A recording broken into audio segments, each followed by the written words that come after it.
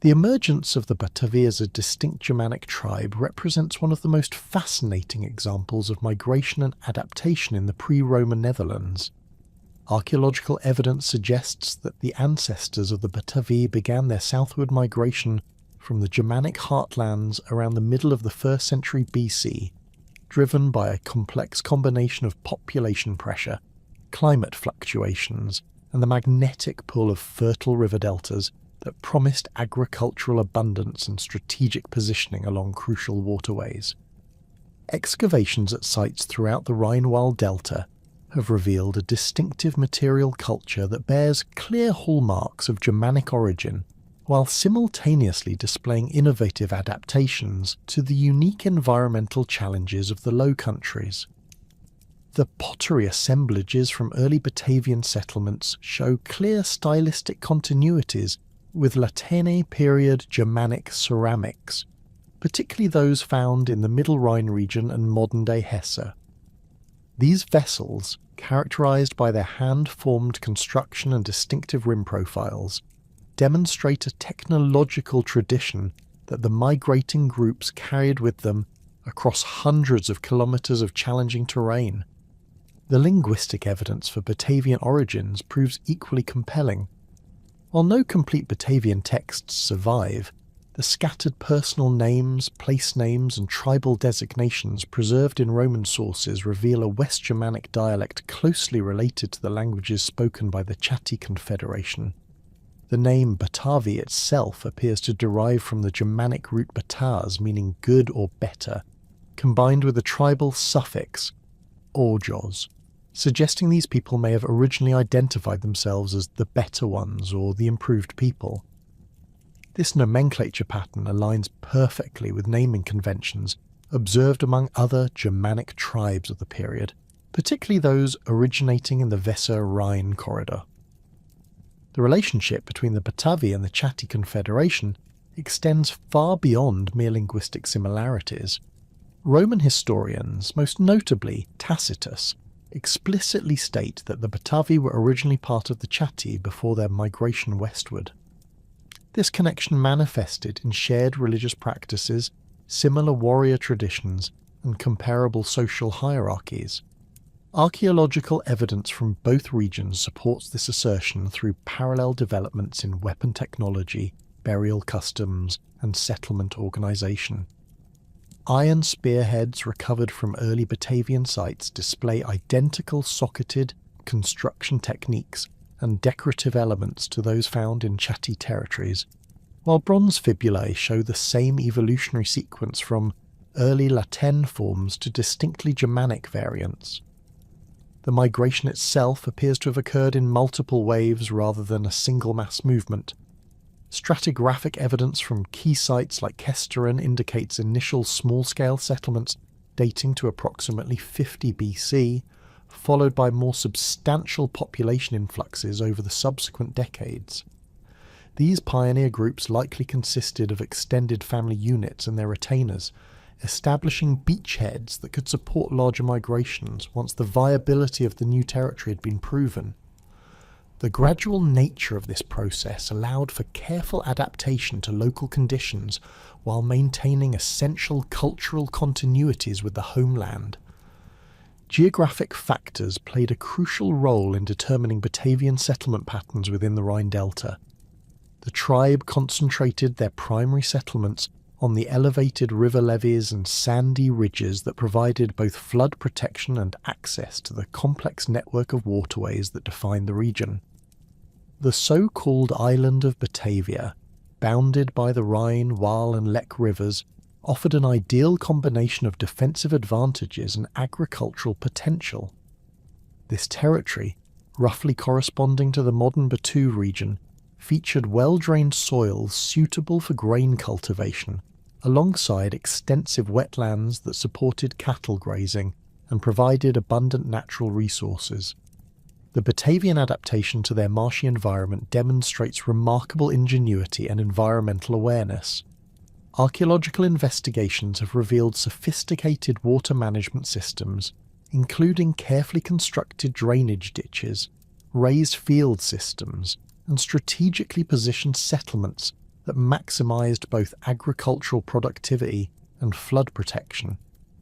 At TL, excavations have uncovered evidence of planned settlement layouts with houses positioned on artificial mounds called turpan, elevated platforms that kept domestic structures above seasonal flood levels while providing commanding views of the surrounding landscape.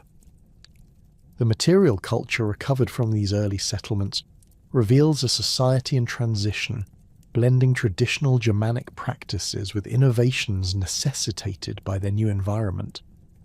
Wooden artefacts, preserved in the anaerobic conditions of the Delta's peat deposits, provide unprecedented insights into Batavian craftsmanship and daily life. Excavated wooden bowls, tools, and structural elements display sophisticated joinery techniques and decorative carving that reflects both functional requirements and aesthetic preferences rooted in Germanic tradition. Batavian religious practices during this formative period combined ancestral Germanic beliefs with adaptations to their riverine environment. Votive deposits recovered from sacred sites along the Rhine, and its tributaries include weapons, jewellery, and ceramic vessels that follow established Germanic ritual patterns while incorporating local elements. The famous weapon deposits at Kessel Lith, dating to the late 1st century BC and early 1st century AD, contain hundreds of deliberately damaged swords, spears and shields that were ceremonially offered to the gods. The systematic destruction of these weapons before deposition follows Germanic traditions documented across northern Europe, suggesting the Batavi maintained their ancestral religious practices despite geographical displacement. The social structure of early Batavian society appears to have been organised around extended kinship groups, led by warrior aristocrats who derived their authority from martial prowess, wealth accumulation, and religious sanction. Archaeological evidence for social stratification emerges clearly from burial practices documented at sites throughout the Rhine Delta. Elite graves contain imported Roman goods alongside traditional Germanic weapons and ornaments, indicating both the maintenance of warrior ideals and the development of new status symbols appropriate to the changing political landscape. Settlement archaeology at Kesteren has revealed the internal organisation of Batavian communities during this crucial formative period. The site features clusters of rectangular timber-framed houses, each measuring approximately 15 by 6 metres, arranged around central courtyards that serve both practical and ceremonial functions. These structures display construction techniques clearly derived from Germanic traditions, with load-bearing posts set directly into the ground and walls of wattle and daub. However, modifications to deal with local conditions include elevated foundations, improved drainage systems, and specialised storage areas designed to protect grain and other goods from moisture damage. The economic foundation of early Batavian society rested on a combination of agriculture, animal husbandry, and exploitation of the rich natural resources provided by the delta environment. Archaeobotanical evidence indicates cultivation of barley, wheat, and rye alongside legumes and various garden crops. Cattle form the backbone of the pastoral economy, with herds grazed on the extensive wetland pastures during summer months and maintained on stored fodder during winter. The abundance of cattle bones in settlement deposits suggests these animals provided not only meat and dairy products, but also served as indicators of wealth and status within Batavian society. The strategic position of Batavian territory along major river routes inevitably brought them into contact with Roman merchants and administrators even before formal incorporation into the empire. Archaeological evidence from the late 1st century BC includes increasing quantities of Roman imports, particularly fine pottery, bronze vessels and luxury goods that were exchanged for local products, including cattle, hides, and possibly mercenary services. These early commercial relationships established patterns of interaction that would profoundly influence subsequent Batavian development and their eventual integration into the Roman military system. The technological capabilities demonstrated by early Batavian craftsmen reflect both their Germanic heritage and their adaptation to new environmental challenges. Ironworking, evidenced by slag deposits and finished tools recovered from settlement sites, maintained traditional Germanic standards while incorporating techniques suited to local raw materials. Bronze working appears to have been particularly sophisticated, with evidence for both casting and sheet metal working techniques used to produce both functional items and decorative objects. The quality of metalwork found in elite burials suggests the presence of specialized craftsmen who enjoyed high social status within their communities. The transformation of Batavian society accelerated dramatically during the reign of Augustus, as Roman expansion into Germania brought systematic contact between the delta-dwelling tribe and the expanding empire. Unlike the violent conquests that characterized Roman encounters with many Germanic peoples, the initial meetings between Batavian leaders and Roman officials unfolded through a complex series of diplomatic negotiations that recognized the unique strategic value of Batavian territory and military capabilities. Roman interest in the Rhine Delta stemmed from Augustus's broader Germanic strategy, which sought to establish the Rhine as a defensive frontier while simultaneously projecting Roman power across the river into unconquered territories. The Batavian homeland occupied a crucial position at the mouth of the Rhine system, controlling access to the North Sea and providing an ideal staging area for military operations deeper into Germania. Roman engineers and military planners quickly recognized that the complex network of waterways surrounding the island of Batavia offered both defensive advantages and logistical opportunities that could significantly enhance Roman strategic capabilities in the region. The first documented formal contact between Batavian representatives and Roman authorities occurred around 12 BC, when the general Drusus initiated his systematic campaigns across the Rhine. Archaeological evidence from this period reveals a sudden increase in Roman military equipment and luxury goods within Batavian settlements, suggesting that initial negotiations involved substantial gift exchanges designed to demonstrate Roman wealth and power while acknowledging Batavian autonomy. Bronze vessels bearing Latin inscriptions, high-quality iron weapons of Roman manufacture, and imported wine amphorae appear in elite Batavian burials dating to this period, indicating that Roman diplomatic gifts reached the highest levels of Batavian society. The negotiations that established the formal relationship between Rome and the Batavi differed markedly from the conquest and subjugation model applied to most Germanic tribes. Roman sources, particularly Tacitus, emphasize that the Batavi were granted foederati status, making them allied partners rather than conquered subjects. This arrangement recognized Batavian sovereignty over their traditional territories, while establishing mutual obligations for military cooperation and frontier defense. The treaty terms, reconstructed from scattered references in later sources, appear to have exempted the Batavi from tribute payments in exchange for providing military service when requested by Roman commanders. The foederati arrangement proved mutually beneficial from its inception. For Rome, the agreement secured a reliable source of high-quality auxiliary troops, while establishing a buffer zone between Roman territories and potentially hostile Germanic tribes further north and east. The Batavi brought particular expertise in riverine warfare and amphibious operations, skills that proved invaluable for Roman campaigns across the Rhine and later military operations throughout the empire. Roman military manuals from the period specifically reference Batavian swimming and boat handling capabilities, noting their ability to cross rivers in full armour and conduct surprise attacks from waterborne positions.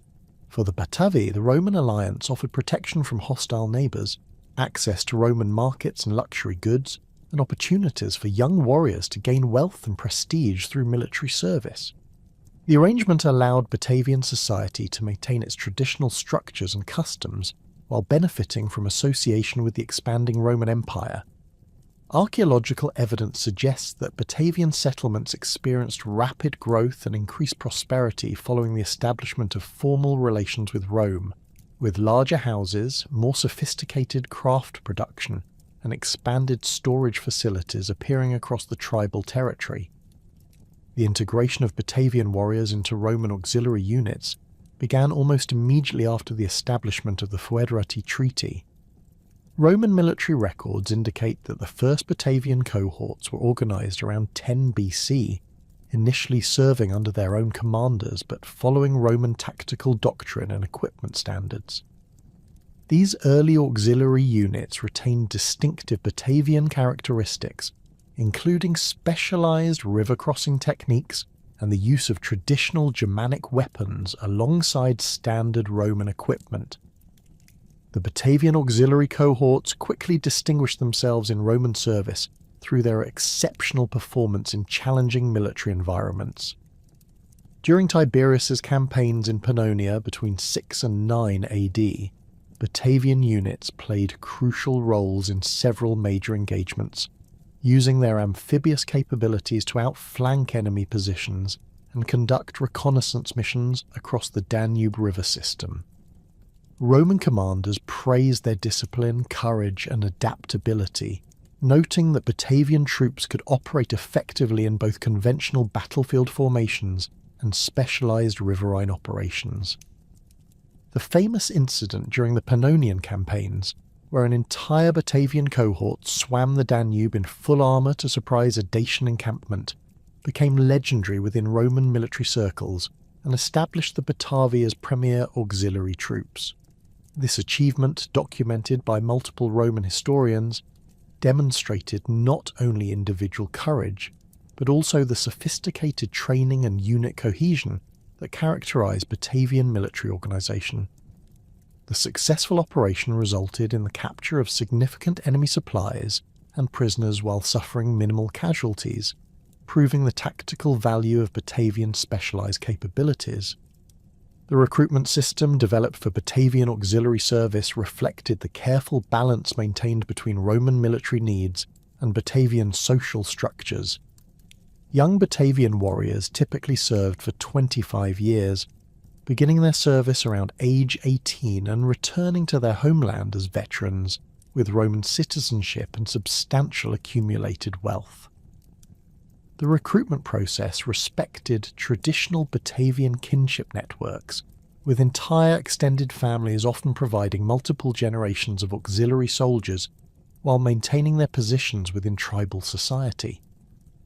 Economic transformation accelerated as commercial relationships between Roman merchants and Batavian producers expanded beyond simple luxury exchanges.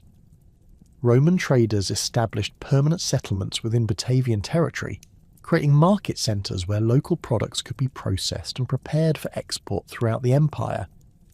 Cattle remained the primary Batavian export, with archaeological evidence suggesting systematic expansion of herding operations to meet Roman demand for leather, meat, and live animals for military supplies and urban consumption. The development of specialised craft production for Roman markets transformed traditional Batavian economic activities. Pottery workshops began producing vessels designed to Roman specifications while maintaining distinctive Germanic decorative elements that appealed to Roman consumers seeking exotic goods. Metalworking expanded to include production of military equipment for auxiliary units, with Batavian smiths learning Roman techniques while contributing their own innovations in weapon design and manufacture. Roman administrative practices gradually influenced Batavian governance structures without completely displacing traditional authority patterns. Roman officials established formal relationships with recognized Batavian leaders, providing them with symbols of Roman approval such as official seals, ceremonial weapons, and written confirmations of their authority. These diplomatic gifts, recovered from elite Batavian burials, demonstrate the careful attention Roman administrators paid to maintaining productive relationships with tribal leadership while gradually introducing Roman concepts of formal authority and administrative documentation. The construction of Roman military installations within or adjacent to Batavian territory created new centres of cultural exchange and economic activity. Archaeological excavations at sites like Nijmegen have revealed extensive interaction between Roman soldiers and local Batavian populations, with evidence for intermarriage, shared religious practices, and collaborative commercial ventures. These military settlements served as conduits for Roman cultural influences, while providing Batavian communities with direct access to Roman goods, technologies, and administrative practices. Religious syncretism emerged as Roman and Germanic spiritual traditions encountered each other through sustained contact. Votive inscriptions from the period reveal Batavian adoption of Roman religious formula while maintaining dedication to traditional Germanic deities. The goddess Nehelenia, worshipped at coastal shrines, appears to have incorporated both Germanic and Roman attributes, with dedicatory inscriptions in Latin invoking her protection for commercial ventures while maintaining traditional Germanic ritual practices. The transformation of Batavian material culture during this period reflects the complex process of cultural adaptation and selective adoption of Roman practices. Roman-style buildings began appearing in Batavian settlements, but typically incorporated Germanic architectural elements and served functions related to traditional social activities. Imported Roman pottery supplemented rather than replaced traditional Germanic ceramics, with different vessel types serving specific cultural and practical purposes within Batavian households. The development of literacy within Batavian society proceeded gradually through contact with Roman administrative practices and military service. While most Batavi remained non-literate, archaeological evidence suggests that some individuals, particularly those involved in commercial activities or military service, acquired basic Latin writing skills. Inscribed objects from Batavian sites, including military equipment, commercial weights, and personal ornaments, demonstrate limited but significant adoption of Roman writing practices for practical purposes. The demographic impact of sustained military recruitment began reshaping Batavian society as substantial numbers of young men spent decades in Roman service throughout the empire. This population movement created new networks of communication and exchange, with returning veterans bringing knowledge of distant territories, foreign customs, and advanced technologies back to their homeland. The wealth accumulated through military service enabled veterans to establish themselves as influential figures within Batavian society, often serving as intermediaries between traditional tribal structures and Roman administrative systems. The accession of Augustus marked a pivotal transformation in Batavian military organisation, as the emperor's systematic reforms of auxiliary forces elevated Germanic warriors from irregular tribal allies to elite professional soldiers integral to Roman imperial strategy. The establishment of permanent Batavian cohorts around 6 AD represented a fundamental shift from the ad hoc recruitment practices of the late Republic to a sophisticated system that channeled Germanic martial traditions into standardized Roman military units, while preserving the distinctive capabilities that made Batavian warriors exceptionally valuable. The organizational structure of Batavian auxiliary cohorts followed Roman military doctrine while accommodating traditional Germanic leadership patterns and fighting techniques.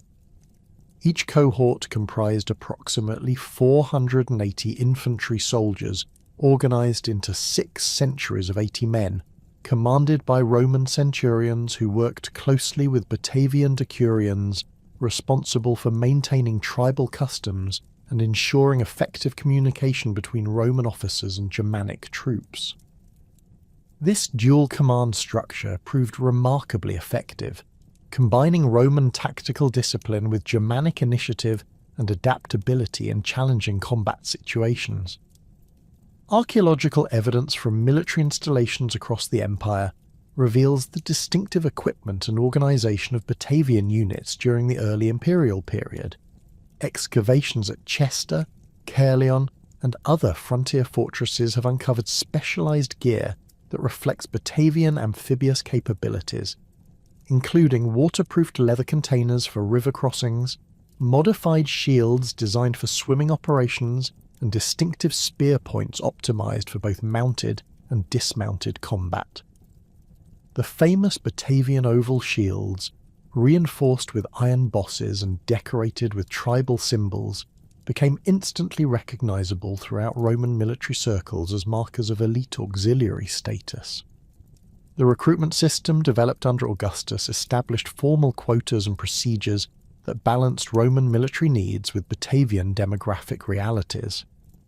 Annual levies typically drew between 200 and 300 young warriors from the tribal territory, representing roughly 5% of the male population of military age.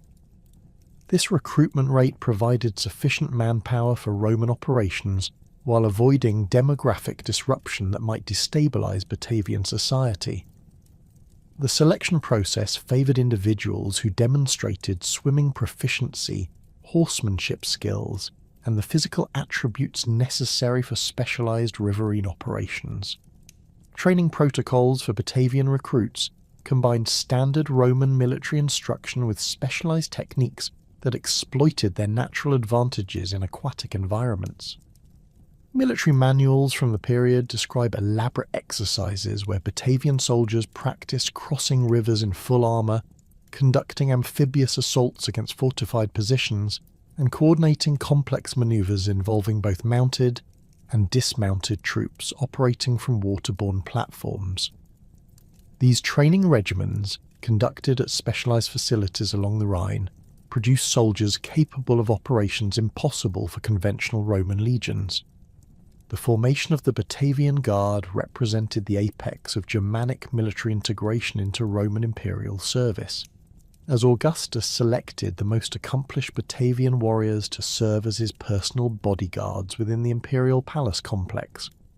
The Custodes Corporis, as these elite troops were formally designated, numbered approximately 500 men organised into a single cohort under the direct command of a Roman tribune who reported exclusively to the emperor. Unlike other auxiliary units, the Batavian Guard enjoyed permanent residence in Rome, occupying barracks adjacent to the Palatine Hill and participating in imperial ceremonies as visible symbols of Augustus's authority over Germanic peoples. The selection criteria for the Batavian Guard exceeded even the demanding standards applied to Praetorian recruitment, requiring candidates to demonstrate exceptional physical prowess, unwavering loyalty, and sophisticated understanding of both Germanic and Roman cultural protocols. Prospective guardsmen underwent rigorous testing that included swimming endurance trials, mounted combat demonstrations, and complex loyalty oaths administered in both Latin and Germanic dialects. The psychological impact of these towering Germanic warriors, typically standing over 6 feet tall and bearing distinctive tribal tattoos and hairstyles, reinforced Augustus's image as a ruler who commanded respect from Rome's most formidable enemies. The daily responsibilities of the Batavian Guard extended far beyond ceremonial functions to encompass genuine security operations within the imperial household. Archaeological evidence from the Palatine excavations reveals specialized quarters equipped with Germanic weapons alongside Roman military gear, suggesting these troops maintained their traditional fighting capabilities while adapting to urban security requirements. Written sources describe Batavian guardsmen accompanying Augustus on hunting expeditions, diplomatic missions, and public appearances throughout the city, serving as both protectors and visible demonstrations of imperial power. The prestigious status accorded to Batavian Guard service created powerful incentives for military excellence throughout the broader auxiliary system, as outstanding performance in regular cohorts could lead to selection for imperial service. This career progression encouraged competitive excellence among Batavian units stationed across the empire, with commanders regularly submitting recommendations for soldiers who demonstrated exceptional courage, skill, or leadership potential. The promise of advancement to guard status motivated individual achievement, while reinforcing unit cohesion and professional standards. Military campaigns in Britain provided the most dramatic demonstration of Batavian tactical capabilities, as their amphibious expertise proved decisive in several crucial engagements during the Claudian conquest. The crossing of the Medway in 43 AD showcased Batavian river warfare techniques on a strategic scale, as Germanic auxiliaries swam the river in full armour to establish bridgeheads that enabled Roman legions to outflank British defensive positions. This operation, described in detail by Cassius Dio, involved over 1,000 Batavian soldiers who crossed the river at night, surprised British sentries, and held their positions against counterattacks until Roman engineers could construct permanent bridges. The psychological impact of Batavian amphibious operations extended beyond their immediate tactical value, as British warriors had never encountered soldiers capable of such aquatic manoeuvres. Contemporary accounts describe the terror induced by Germanic warriors emerging from rivers like supernatural beings, their distinctive war cries echoing across the water as they formed battle lines on supposedly secure riverbanks.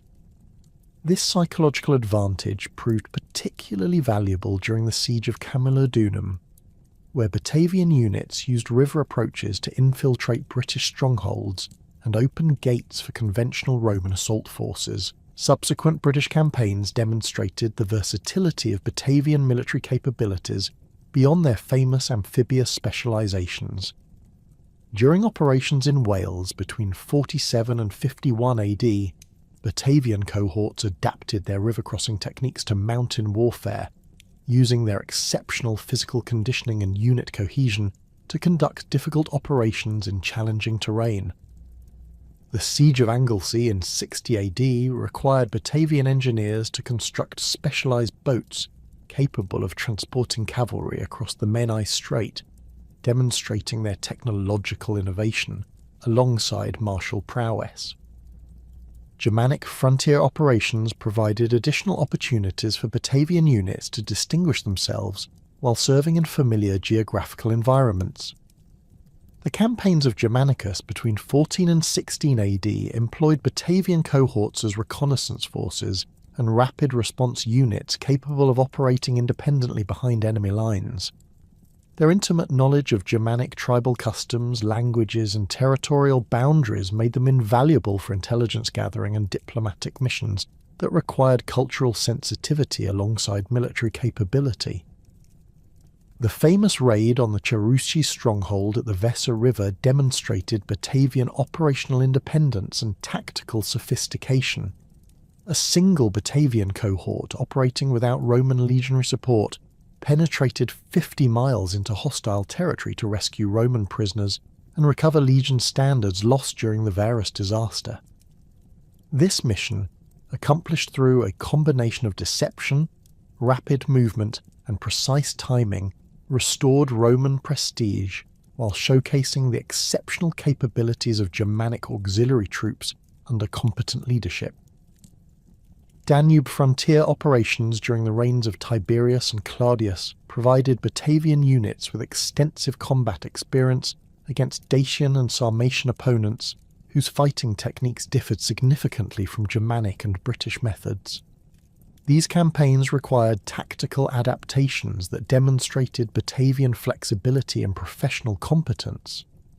Archaeological evidence from Dacia reveals Batavian equipment modifications designed for combat against heavily armoured cavalry, including longer spears, reinforced shields, and specialised anti-cavalry tactics developed through battlefield experience.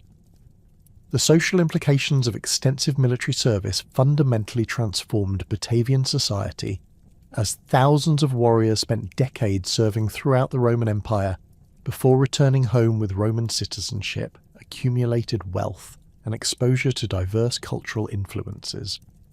Veterans typically returned to their homeland after 25 years of service bearing Roman names, speaking fluent Latin, and possessing detailed knowledge of imperial administrative practices, commercial opportunities, and technological innovations. The economic impact of veteran wealth infusion accelerated Batavian social stratification, as returning soldiers used their accumulated savings to acquire land, livestock, and commercial enterprises that elevated their families within traditional tribal hierarchies. Archaeological evidence from the mid-1st century AD reveals substantial increases in house sizes, luxury goods, and craft specialization within Batavian settlements, indicating that military service provided effective pathways for social mobility and economic advancement.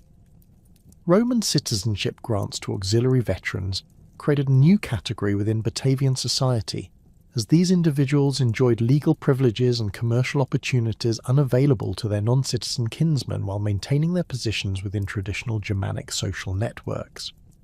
The legal documentation required for citizenship verification introduced Roman administrative practices into Batavian communities, with bronze diplomas and official certificates becoming valued possessions that demonstrated both military achievement and elevated social status. The emergence of a Romanized Batavian elite proceeded gradually through intermarriage between veteran families, shared educational experiences, and collaborative commercial ventures that bridged Germanic and Roman cultural boundaries. These influential families typically maintained residences both within traditional Batavian territory and in Roman urban centres, creating networks of communication and exchange that facilitated broader cultural integration while preserving essential Germanic identity markers.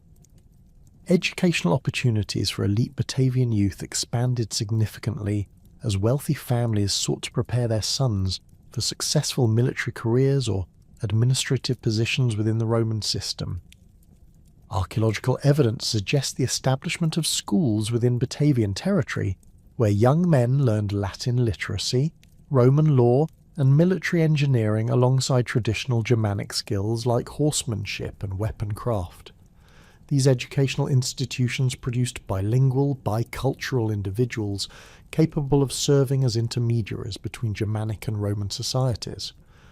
The religious implications of extensive Roman contact manifested in syncretic practices that combined Germanic spiritual traditions with Roman ceremonial forms and architectural styles.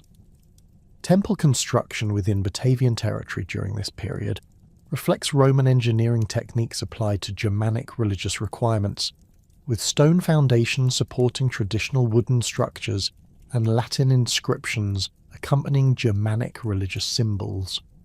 These hybrid religious sites serve both spiritual and social functions, providing venues for community gatherings that reinforce both traditional identity and Roman cultural influences. Marriage patterns within the Romanized Batavian elite demonstrate the complex negotiation between Germanic kinship structures and Roman legal requirements. Archaeological evidence from cemetery sites reveals burial practices that combine Germanic grave goods with Roman funerary inscriptions, suggesting families that maintained traditional religious beliefs while adopting Roman legal and social conventions. These cultural adaptations enabled successful integration into Roman society without complete abandonment of Germanic identity markers. The technological transfer facilitated by military service introduced Roman engineering techniques, agricultural innovations, and craft specializations that enhanced Batavian economic capabilities while maintaining cultural distinctiveness. Veterans returning from frontier service brought knowledge of advanced metallurgy, construction techniques, and agricultural practices that increased productivity and enabled more sophisticated commercial activities. This technological diffusion proceeded selectively, with Batavian communities adopting Roman innovations that enhanced traditional activities while rejecting changes that threatened essential cultural values.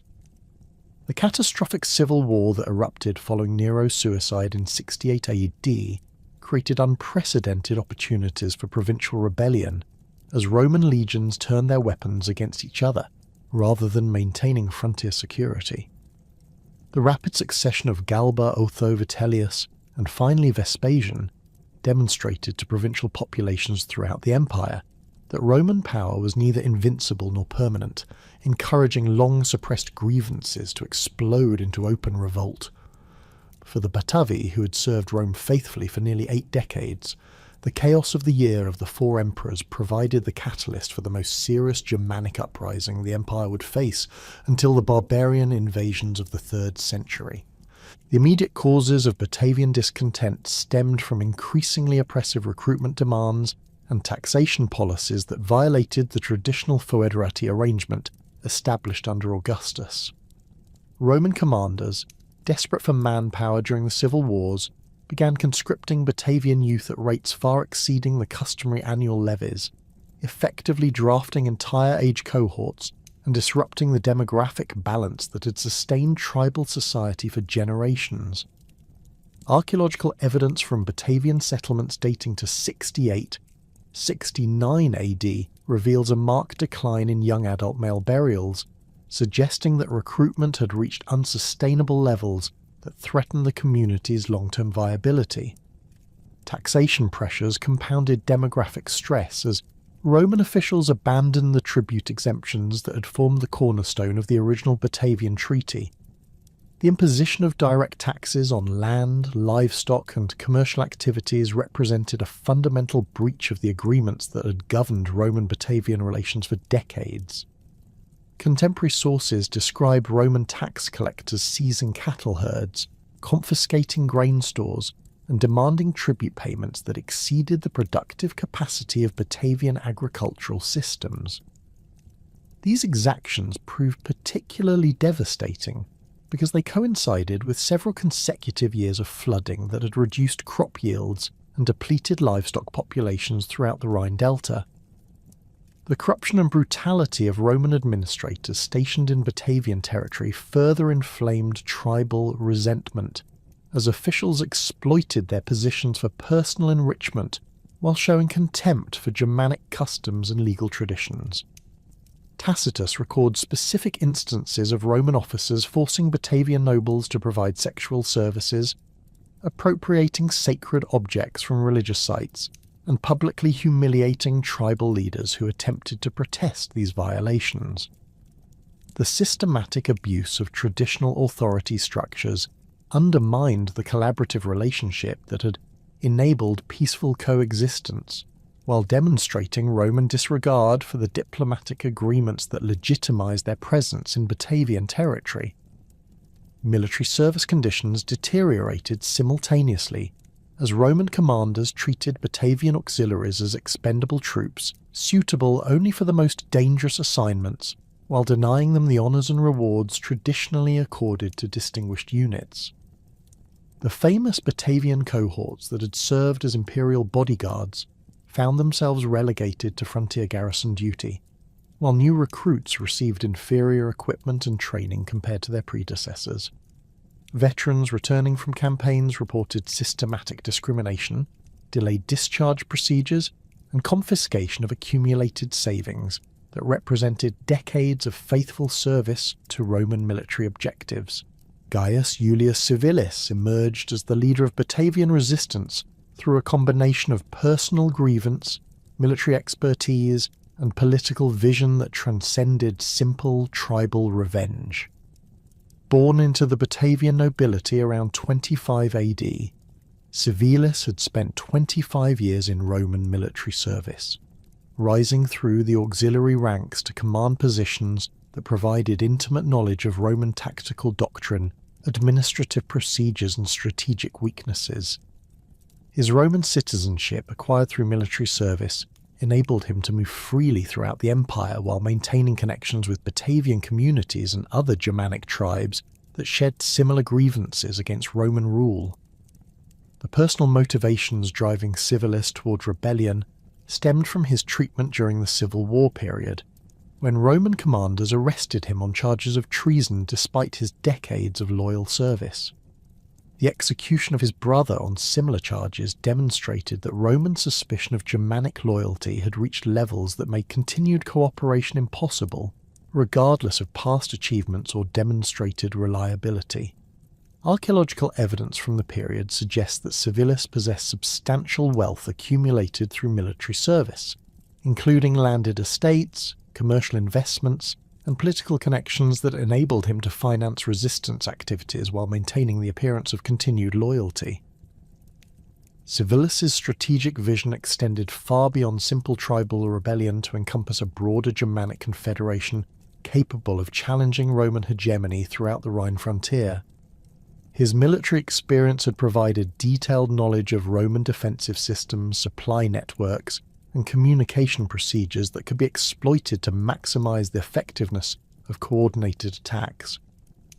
The timing of his revolt, launched during the chaos following Vitellius's defeat, demonstrated sophisticated understanding of Roman political dynamics and the temporary weakness created by competing imperial claimants. The initial phase of the rebellion began in September 69 AD with carefully coordinated attacks against Roman installations throughout Batavian territory that demonstrated the extensive planning and preparation that had preceded open hostilities.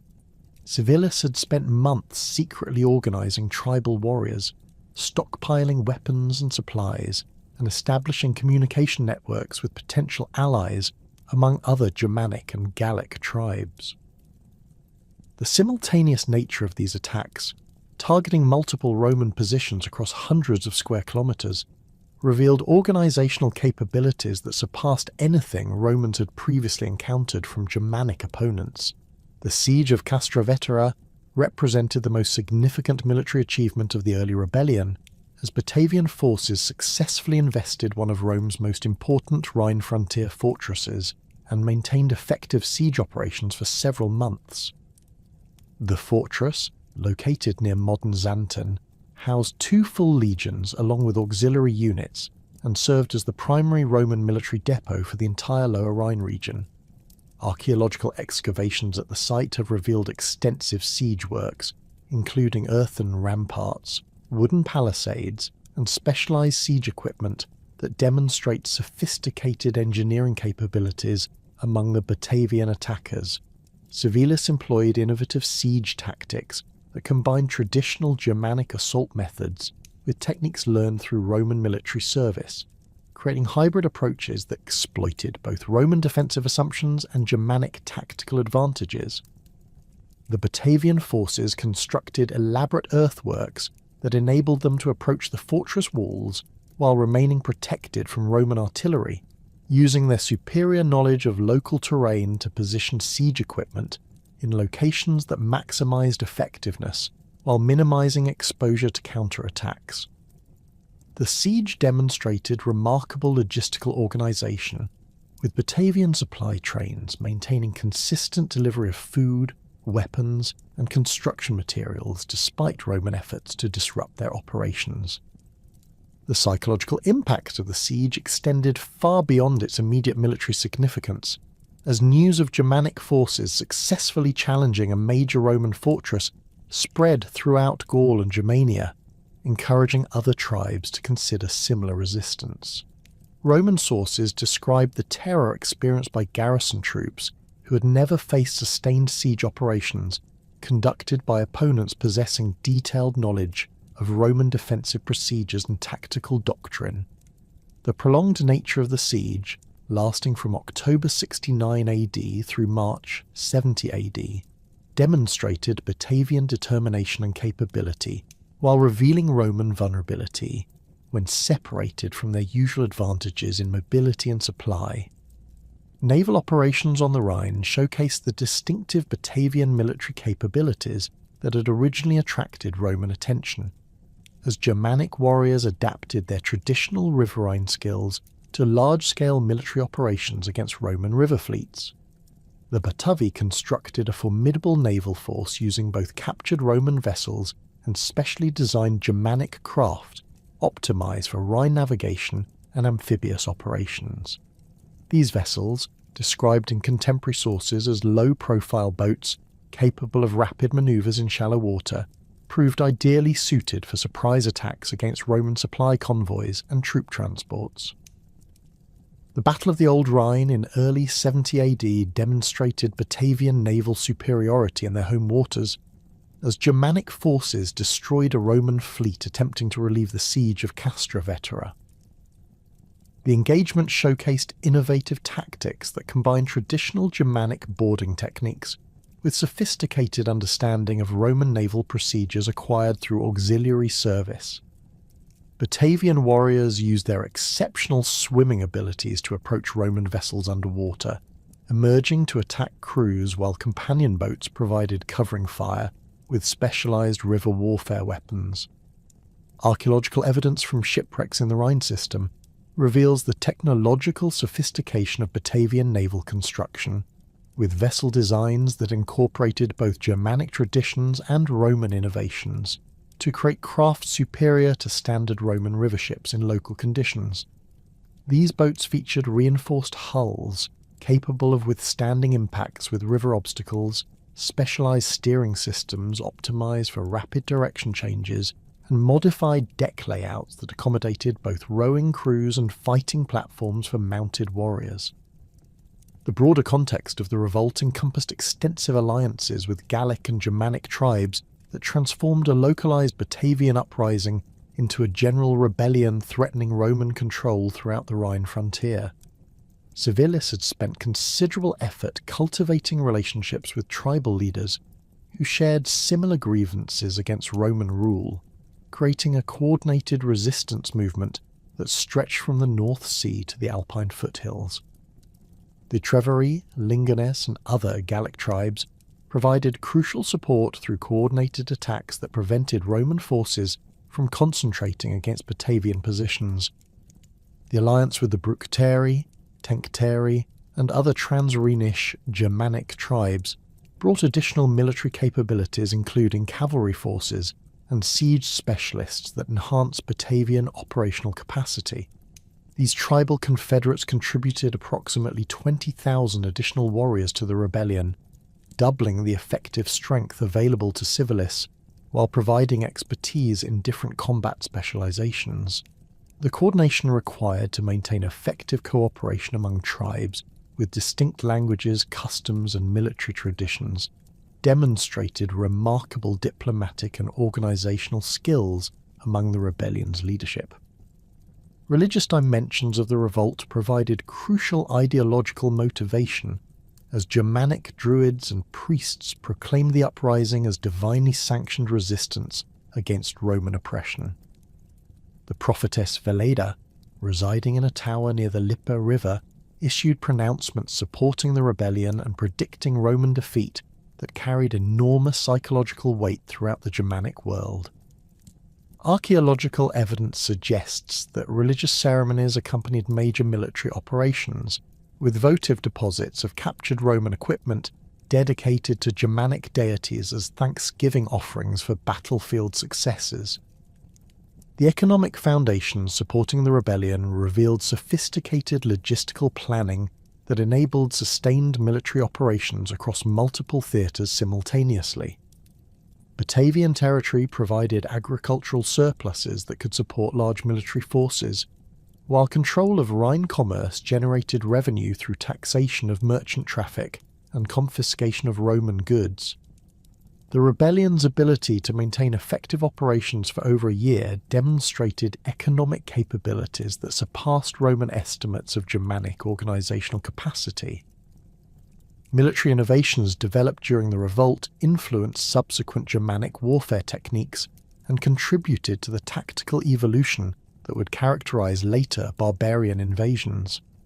Batavian forces pioneered combined arms approaches that integrated infantry, cavalry, and naval elements in coordinated operations that exploited Roman tactical assumptions and defensive preparations. These innovations, preserved in Germanic military traditions, provided foundation techniques that later tribal confederations would employ against Roman frontier defences throughout the imperial period. The territorial extent of the rebellion encompassed virtually the entire Rhine frontier, from the North Sea to modern Switzerland, representing the most serious challenge to Roman control in Western Europe since the Gallic Wars. Civilis established administrative structures throughout the occupied territories that demonstrated sophisticated understanding of governmental requirements while maintaining Germanic cultural autonomy. These temporary institutions provided models for later Germanic political organization, while revealing the administrative capabilities that had developed within Romanized tribal elites.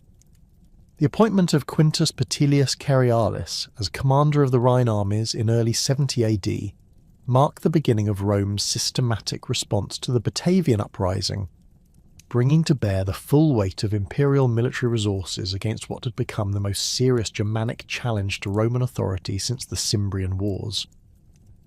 Cerialis, a seasoned commander who possessed intimate knowledge of Germanic warfare from previous Rhine campaigns, arrived with explicit instructions from Vespasian to crush the rebellion completely, while demonstrating to other potential rebels the consequences of challenging Roman power.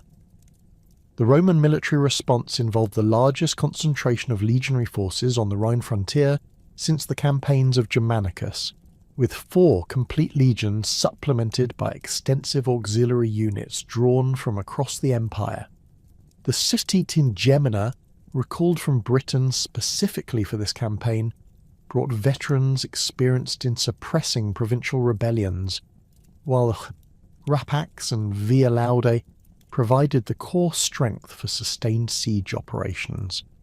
Archaeological evidence from military camps established during this period reveals the massive logistical preparations required to support approximately 40,000 Roman troops operating in hostile territory, with supply depots, field hospitals, and engineering workshops constructed at strategic locations throughout the campaign zone. Cerialis implemented a methodical strategy that prioritized the systematic reduction of Batavian strongholds while preventing Civilis from concentrating his forces for decisive battle. Roman engineering capabilities proved decisive in this approach, as legionary engineers constructed siege works, bridges, and fortified camps that enabled sustained operations despite Batavian attempts to exploit their superior knowledge of local terrain. The Romans established a network of fortified positions that controlled river crossings, supply routes, and communication lines, effectively fragmenting Batavian territory and isolating rebel forces from their allies and supply sources. The siege of Batavian island strongholds demonstrated Roman adaptability in riverine warfare, as Cerialis modified traditional siege techniques to accommodate the unique challenges posed by the Rhine Delta's complex waterway system. Roman engineers constructed specialized pontoon bridges capable of rapid deployment and repositioning, enabling legionary forces to maintain pressure on multiple Batavian positions simultaneously while preventing rebel forces from using their amphibious capabilities to escape encirclement.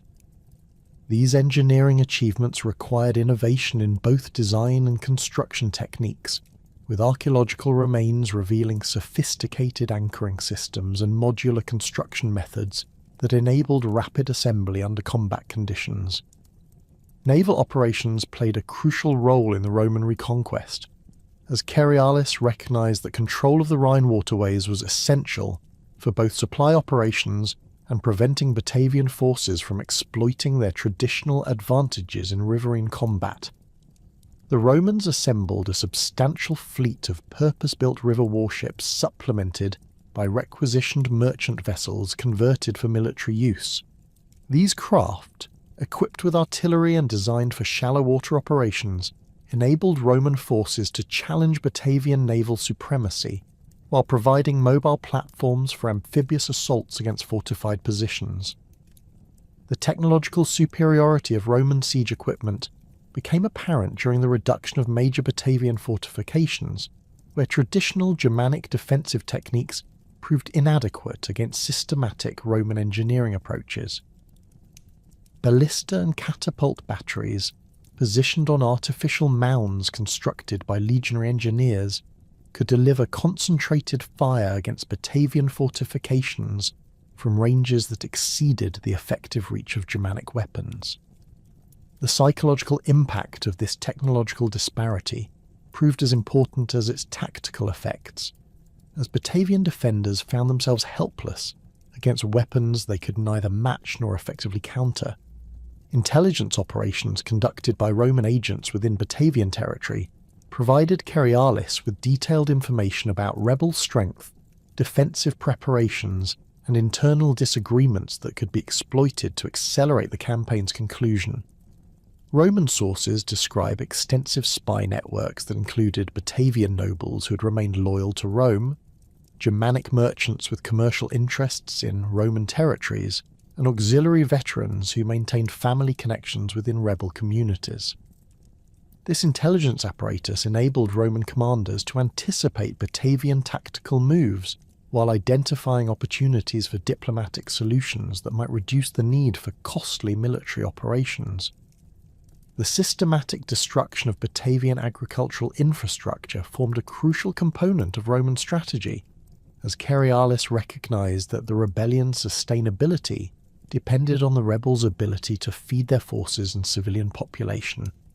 Roman troops conducted deliberate campaigns to destroy grain stores, slaughter livestock, and burn standing crops throughout Batavian territory.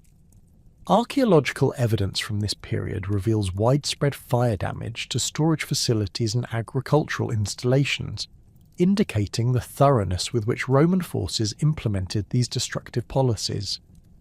Psychological warfare techniques employed by Roman forces included the public execution of captured rebel leaders, the display of severed heads from defeated Batavian warriors, and the systematic desecration of Germanic religious sites. These brutal tactics, documented in contemporary sources and confirmed by archaeological evidence of destroyed temples and sacred groves, were designed to break Batavian morale while demonstrating the futility of continued resistance.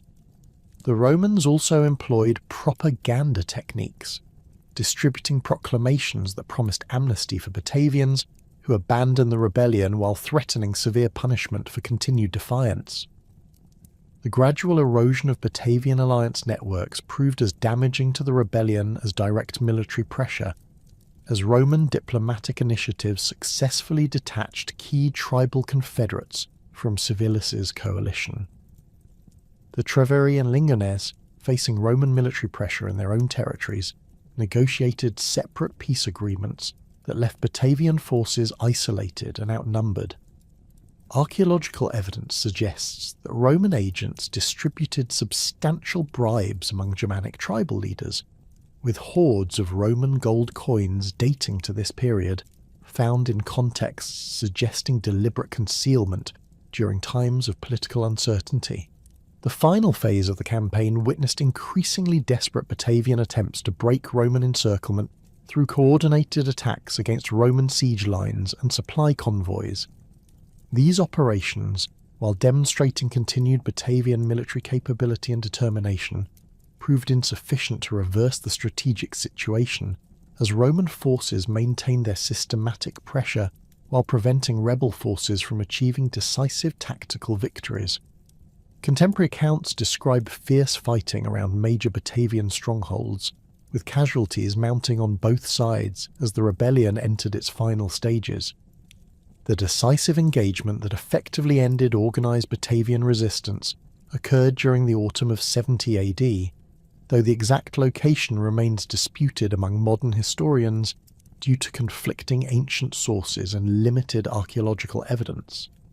Roman accounts describe a major battle fought on an island in the Rhine system, possibly near modern Arnhem, where Cerealis succeeded in forcing Civilis to commit his remaining forces to a conventional engagement that negated traditional Batavian advantages in mobility and riverine warfare.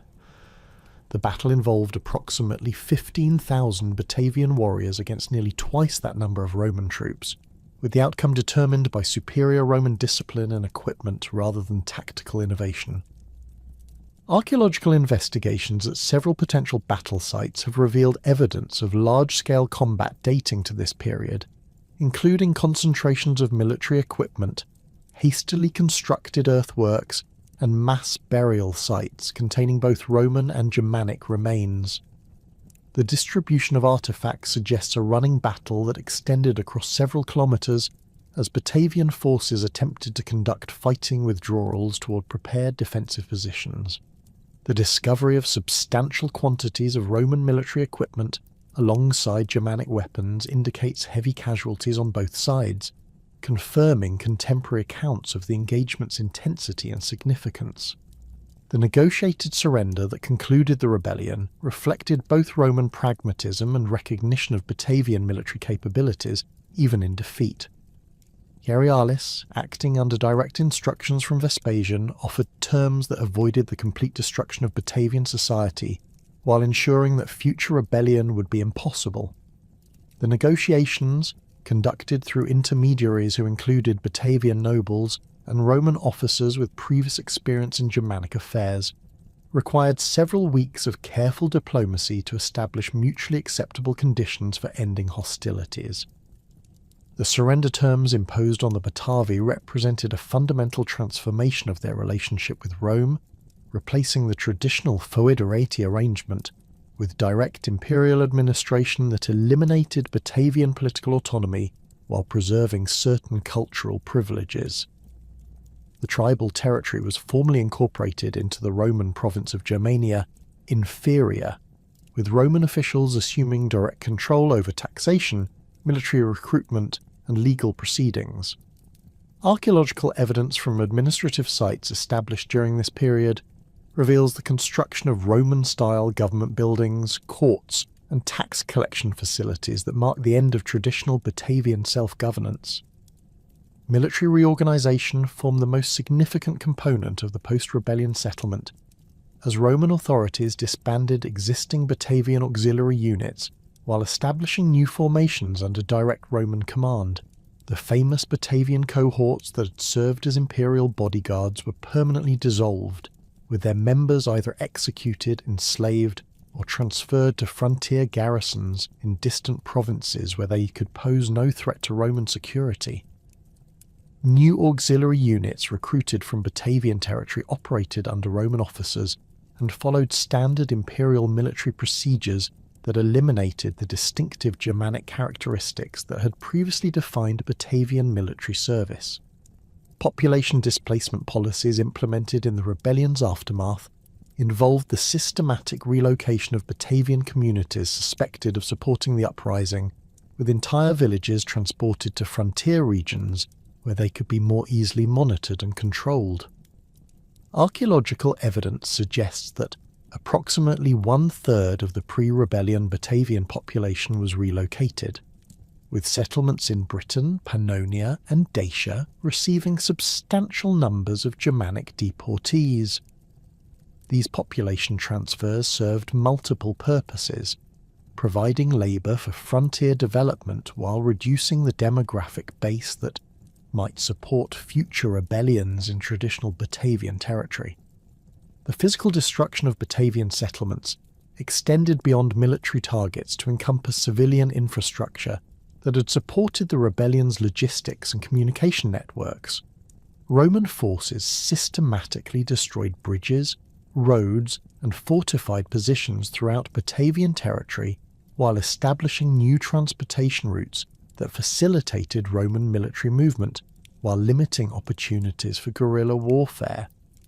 Archaeological surveys reveal that approximately 60% of pre-rebellion Batavian settlements show evidence of deliberate destruction during this period, with many sites abandoned permanently following Roman punitive operations.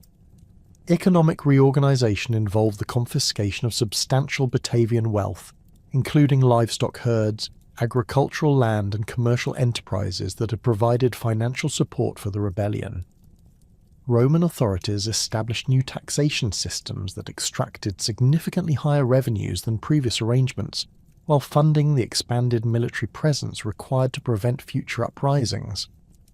The imposition of tribute payments in grain, livestock and manufactured goods represented a return to exploitative policies that the original Foederati Treaty had specifically prohibited.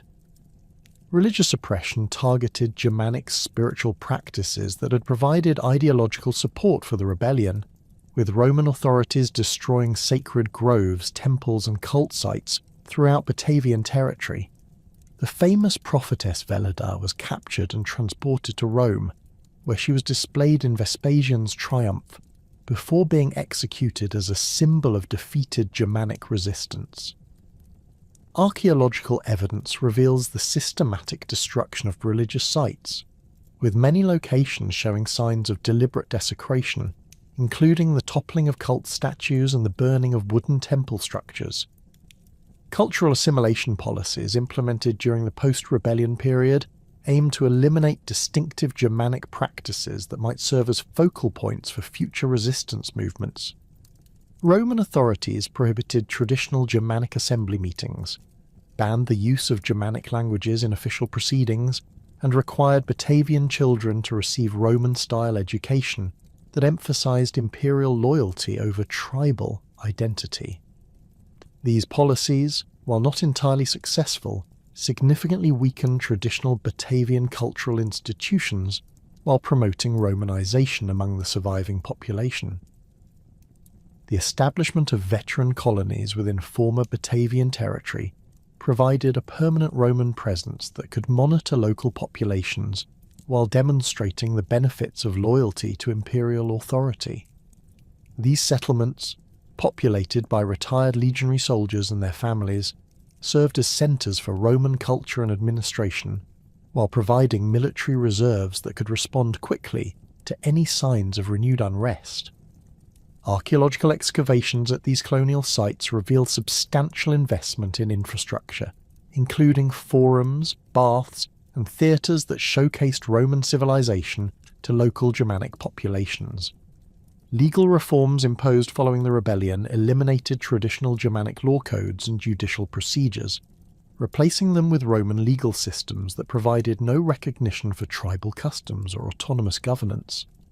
Batavian nobles lost their traditional authority to adjudicate disputes and impose punishments, with all legal proceedings transferred to Roman magistrates who applied imperial law without consideration for Germanic precedents. This legal transformation represented perhaps the most fundamental change in daily life for ordinary Batavians, who found themselves subject to alien legal concepts and procedures that showed no respect for traditional practices. The long-term demographic impact of the rebellion and its suppression fundamentally altered the ethnic composition of the Rhine Delta, as Roman colonists, relocated Germanic tribes, and surviving Batavians created a mixed population that lacked the cohesive identity that had characterized pre-rebellion society. Marriage patterns, burial customs, and material culture from the post-rebellion period reflect this cultural mixing, with archaeological evidence showing gradual abandonment of distinctive Batavian practices in favour of hybrid Romano-Germanic traditions that emphasized imperial loyalty over tribal identity. The systematic reconstruction of Batavian society, following the catastrophic defeat of Civilis, required unprecedented Roman administrative intervention that transformed every aspect of Germanic life within the Rhine Delta. Roman officials, operating under direct imperial mandate from Vespasian, established a comprehensive occupation government that dismantled traditional tribal institutions while constructing new administrative frameworks designed to prevent future rebellions through complete cultural integration. The appointment of Gaius Delius Vocula as the first Roman governor of the reorganized territory marked the beginning of intensive Romanization policies that would fundamentally alter the character of Batavian civilization over the subsequent century. The new administrative structure imposed on former Batavian territory eliminated all vestiges of tribal self-governance, replacing traditional Germanic councils and chieftains with Roman magistrates, who answered directly to the provincial governor in Cologne. Archaeological evidence from newly constructed administrative centres reveals the establishment of basilicas, archives, and court facilities that followed standard Roman municipal designs, while incorporating security features appropriate for governing a recently conquered population. The complex at Nijmegen, built on the ruins of the pre-rebellion tribal capital, featured massive stone walls, guard towers, and underground detention facilities that demonstrated Roman determination to maintain absolute control over the pacified territory. Roman census operations conducted between 71 and 73 AD provided the foundation for systematic population control and taxation assessment that replaced the informal arrangements of the previous Foederati period. These surveys, documented on bronze tablets discovered at various sites throughout the region, recorded individual names, family relationships, property holdings, and military service records with unprecedented precision. The census data reveals that the surviving Batavian population had been reduced to approximately 40,000 individuals from pre-rebellion estimates of nearly 80,000, indicating the devastating demographic impact of warfare, deportations, and voluntary emigration to territories beyond Roman control.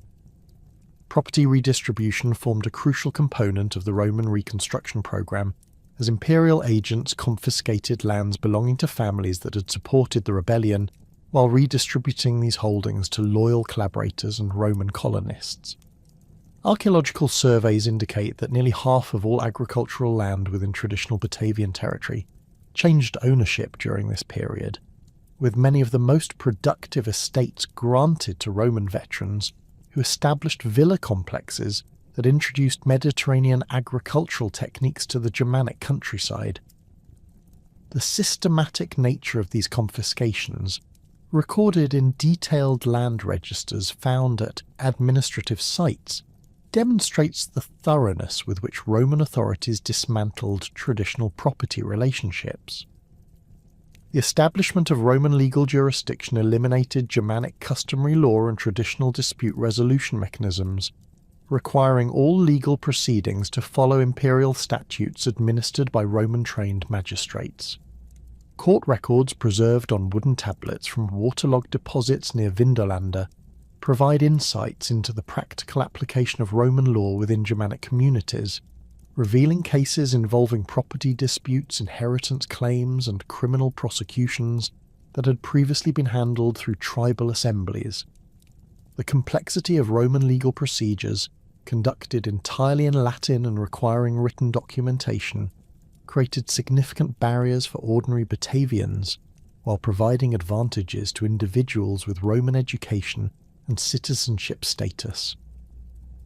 Urban planning initiatives transformed traditional Batavian settlements into Roman-style municipalities complete with forums, temples, and public baths that serve both practical and ideological functions in the Romanization process. The reconstruction of Novia Majus exemplified these urban development programs as Roman engineers laid out a grid street pattern, constructed stone buildings with hypocaust heating systems, and installed sophisticated water supply and sewage systems that demonstrated the benefits of Roman civilization. Archaeological excavations reveal that these urban improvements required massive investments in skilled labour, building materials, and engineering expertise that stretched Roman resources while providing employment opportunities for displaced Batavian workers. The gradual adoption of Roman architectural styles proceeded through a combination of official encouragement and practical necessity, as traditional Germanic building techniques proved inadequate for the larger, more complex structures required by Roman administrative and commercial activities. Stonemasonry, previously unknown in Batavian territory, became essential for constructing durable public buildings, while Roman concrete techniques enabled the creation of massive foundations and vaulted spaces impossible with traditional wooden construction. Private residences belonging to wealthy Batavians began incorporating Roman features such as painted wall plasters, mosaic floors, and glazed windows that demonstrated their owners' successful adaptation to Roman cultural expectations. Roman currency systems gradually replaced traditional Germanic exchange mechanisms based on cattle, grain, and precious metal ingots, introducing standardized coinage that facilitated commercial transactions while reinforcing imperial political authority. Archaeological evidence from market sites and residential areas shows increasing quantities of Roman bronze and silver coins dating from the 80s AD onward, with local Germanic currencies disappearing from circulation by the end of the 1st century. The adoption of Roman monetary systems required Batavian merchants and farmers to learn new mathematical concepts and commercial practices while creating dependencies on Roman financial institutions that strengthened imperial control over local economic activities. Commercial transformation accelerated as Roman merchants established permanent trading posts throughout former Batavian territory, introducing new products and marketing techniques that expanded economic opportunities while creating cultural dependencies. Pottery workshops began producing Roman-style vessels alongside traditional Germanic forms, with archaeological evidence showing gradual shifts in production techniques, decorative motifs, and functional designs that reflected changing consumer preferences. The introduction of Roman commercial law, contract procedures, and credit mechanisms enabled more sophisticated business relationships while requiring Batavian participants to master Latin literacy and Roman accounting practices. Agricultural innovation proceeded through the introduction of Roman farming techniques, crop varieties, and livestock breeds that increased productivity while transforming traditional subsistence patterns into market-oriented production systems.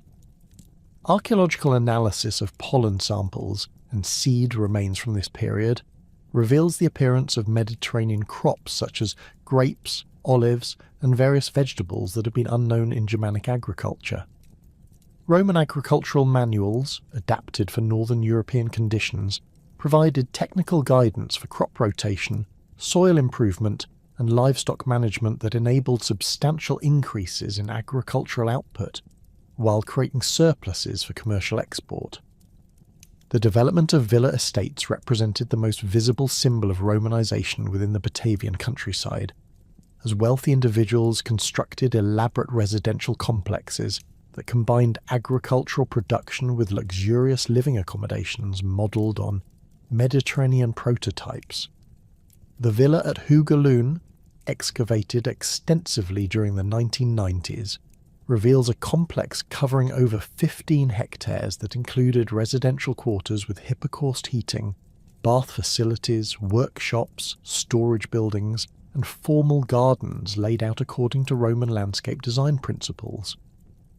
These establishments required substantial investment in construction materials, skilled craftsmen, and ongoing maintenance that demonstrated their owners' successful integration into Roman economic systems.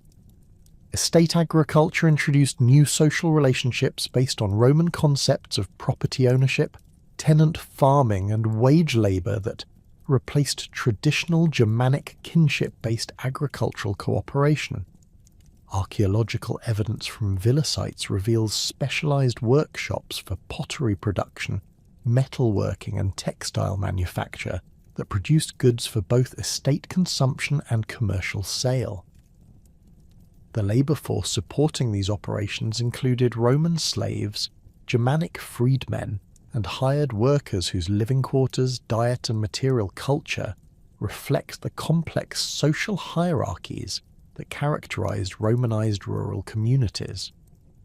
Religious transformation proceeded through systematic syncretism that blended traditional Germanic deities with Roman gods, while introducing completely new religious concepts and ceremonial practices. The temple complex at Elst, constructed during the late 1st century AD, demonstrates this religious fusion through architectural features that combine Roman construction techniques with Germanic sacred space concepts. Votive inscriptions from the site, written in Latin but dedicated to deities with both Roman and Germanic characteristics, reveal the complex negotiations between traditional spiritual beliefs and imperial religious requirements. The cult of the imperial family gained particular prominence as Roman authorities promoted emperor worship as a demonstration of political loyalty, while providing a unifying religious focus for diverse populations. Archaeological evidence from throughout the region reveals the construction of imperial cult temples, the erection of imperial statues, and the celebration of imperial festivals that became central features of community life. These religious observances required participation from all social levels, while providing opportunities for ambitious Batavians to demonstrate their loyalty and advance their social status within Roman society. Mystery religions imported from the Eastern Mediterranean found receptive audiences among Romanized Batavians, seeking spiritual experiences that transcended both traditional Germanic paganism an official Roman state religion. The Mithraic temple discovered near Tinen reveals elaborate underground chambers designed for initiation ceremonies that attracted military veterans, government officials, and wealthy merchants. Archaeological evidence suggests that these mystery cults provided social networks and business connections that facilitated integration into Roman society, while offering spiritual satisfaction unavailable through conventional religious channels. Educational opportunities expanded significantly as Roman schools established throughout the region provided instruction in Latin literacy, rhetoric, and classical literature that enabled talented Batavians to pursue careers in imperial administration or military service. Wax tablets and stylus sets found in residential contexts indicate widespread adoption of Roman educational practices among families seeking to prepare their children for success within the imperial system. The curriculum emphasized Roman history, law, and cultural values, while systematically marginalizing Germanic traditions and languages that might perpetuate tribal identities. Military recruitment resumed under strict Roman supervision that eliminated the autonomous auxiliary units that had characterized earlier Batavian military service, while ensuring that new formations remained completely loyal to imperial authority. Archaeological evidence from military installations reveals standardized equipment, training facilities, and barracks arrangements that followed empire-wide patterns without accommodation for Germanic military traditions. Recruitment quotas, carefully calculated to prevent demographic disruption while meeting imperial military needs, drew young men into service that provided Romanization opportunities while removing potential sources of local unrest. Veterans returning from military service brought Roman cultural practices, commercial connections, and political perspectives that accelerated Romanization within their home communities. Archaeological analysis of veteran burial sites reveals grave goods that combine Roman military equipment with traditional Germanic personal ornaments, suggesting individuals who maintained dual cultural identities while functioning successfully within Roman society. These veterans often established themselves as local leaders who served as intermediaries between Roman authorities and Germanic communities while promoting imperial policies and cultural practices. Marriage patterns among the Romanized Batavian elite demonstrate increasing intermarriage with Roman colonists, provincial administrators, and military personnel that created kinship networks spanning ethnic boundaries while diluting traditional Germanic identity markers. Funerary inscriptions from family burial plots reveal complex genealogies that include Roman and Germanic names within the same family lines, indicating successful integration strategies that preserved social status while adapting to Roman cultural expectations. These marriage alliances provided economic advantages, political connections, and social mobility opportunities that encouraged continued Romanization among ambitious families. Material culture transformation proceeded gradually as Roman manufactured goods, artistic styles, and technological innovations replaced traditional Germanic crafts and designs. Pottery assemblages from residential sites show decreasing proportions of handmade Germanic vessels, alongside increasing quantities of wheel-thrown Roman ceramics that offered superior functionality and aesthetic appeal. Personal ornaments, household implements, and clothing accessories reflect similar transitions toward Roman styles, while retaining certain Germanic elements that maintained cultural continuity during the adaptation process. Technological transfer introduced Roman engineering techniques, manufacturing processes, and scientific knowledge that enhanced local productive capabilities while creating dependencies on Roman expertise and materials. The construction of Roman-style roads, bridges, and public works required mastery of surveying, concrete production, and heavy construction techniques that were previously unknown in Germanic territories. These infrastructure projects provided employment opportunities for local workers, while demonstrating Roman technological superiority and creating permanent improvements that benefited all residents regardless of their ethnic background. Language adoption proceeded unevenly as Latin became essential for legal, commercial, and administrative activities, while Germanic dialects persisted in domestic and rural contexts.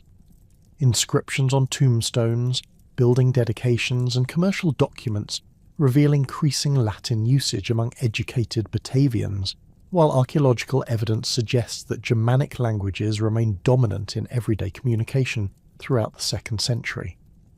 Bilingualism became common among individuals involved in cross-cultural activities, while monolingual Germanic speakers found themselves increasingly marginalized within Roman society.